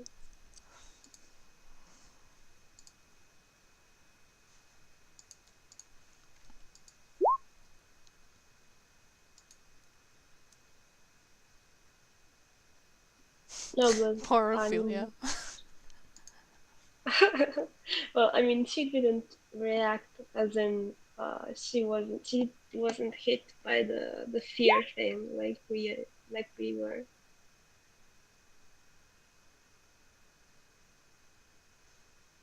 Oh no.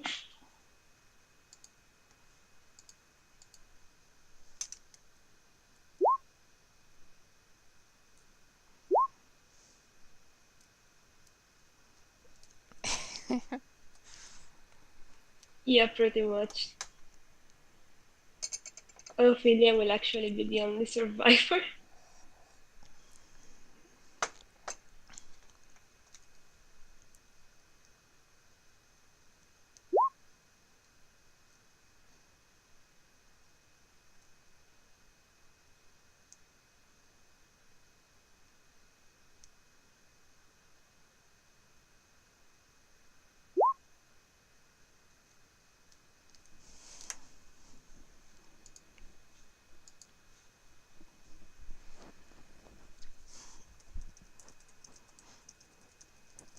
Oh.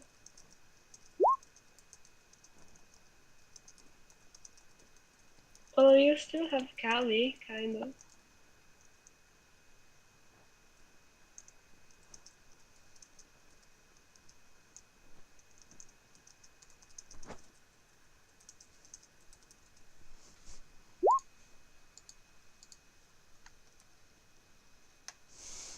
Yeah.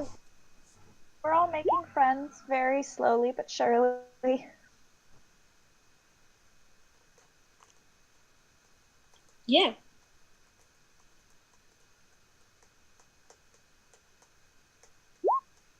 I mean, I wouldn't have thought that Mareja would be hanging out with Kolya for sure. Oh, Yeah, that's a bit of a motley pair right there. yeah, it is kind of a weird pair.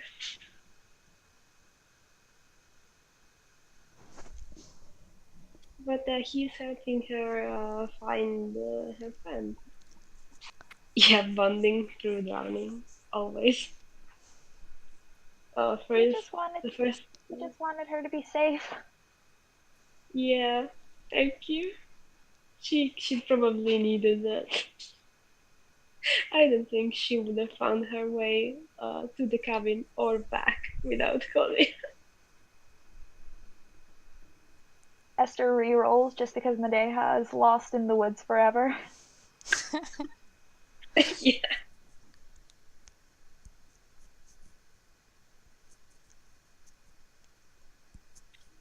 I think the first time it was Madeha and Bronstein who went swimming.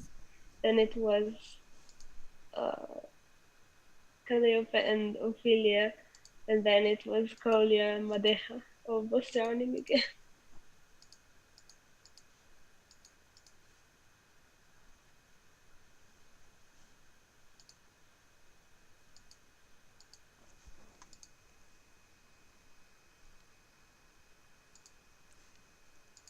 Oh, I really thought this was gonna be like a calmer episode and a little bit longer, and we could talk about stuff.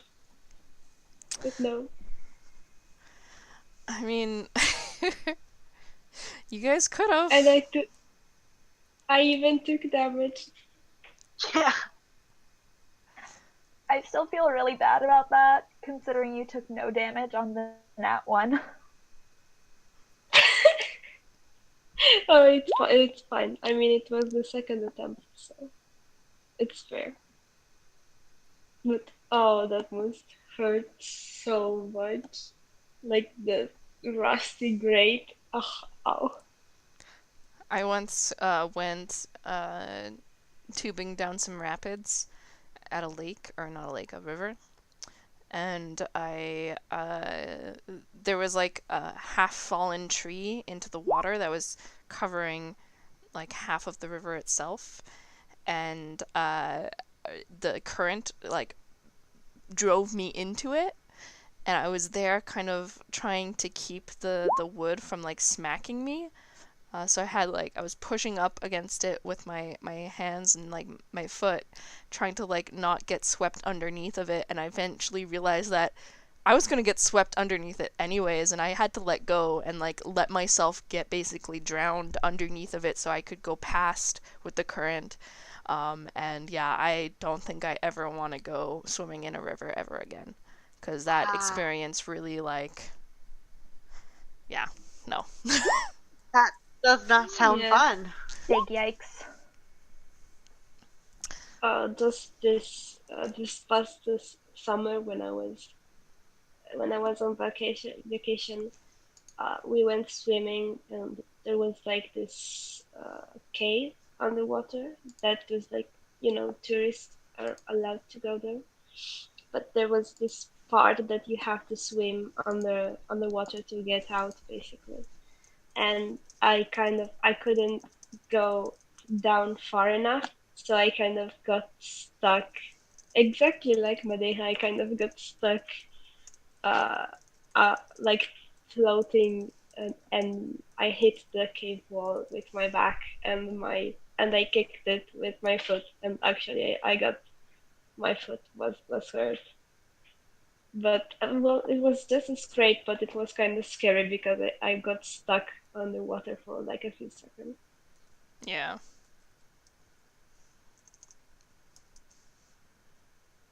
And yeah, that's not fun. I mean, it's not the first time that it's happened, and I'm pretty comfortable being underwater, but still,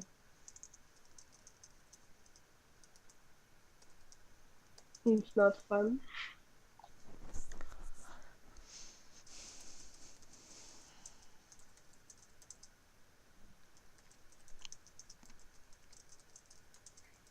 So yeah, thanks for the game.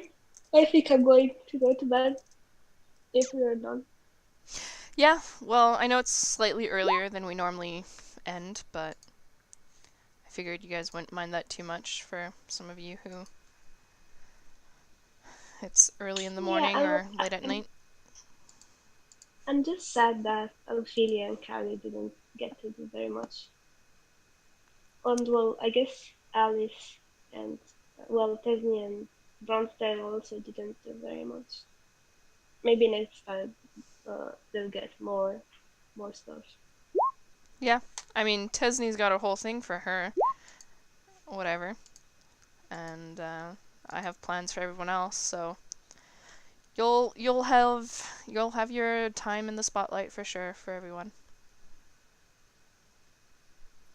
Or just start chasing stuff in the forest. So, if you want some adventure. But yeah, thanks for the game. Thank you, Ophelia, for the plot. Thank you for playing, Esther.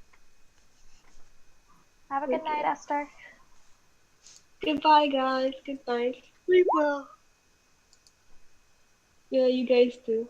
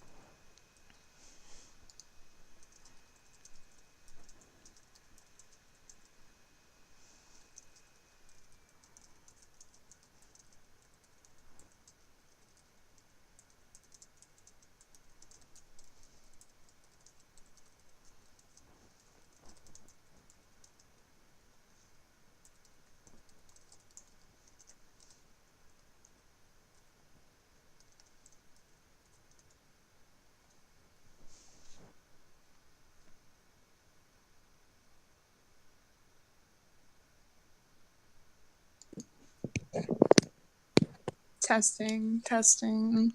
Hello. Hello. Hey. This feels weird to be talking now.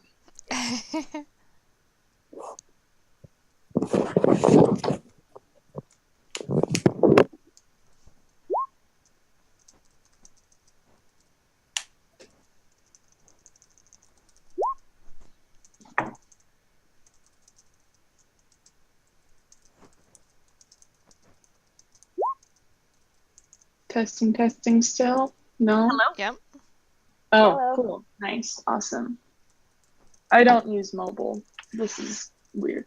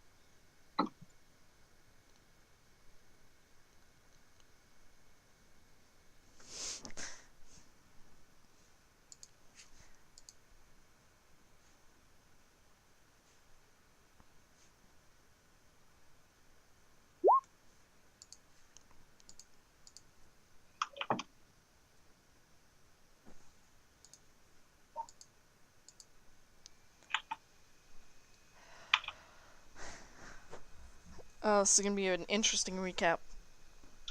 Oh yeah.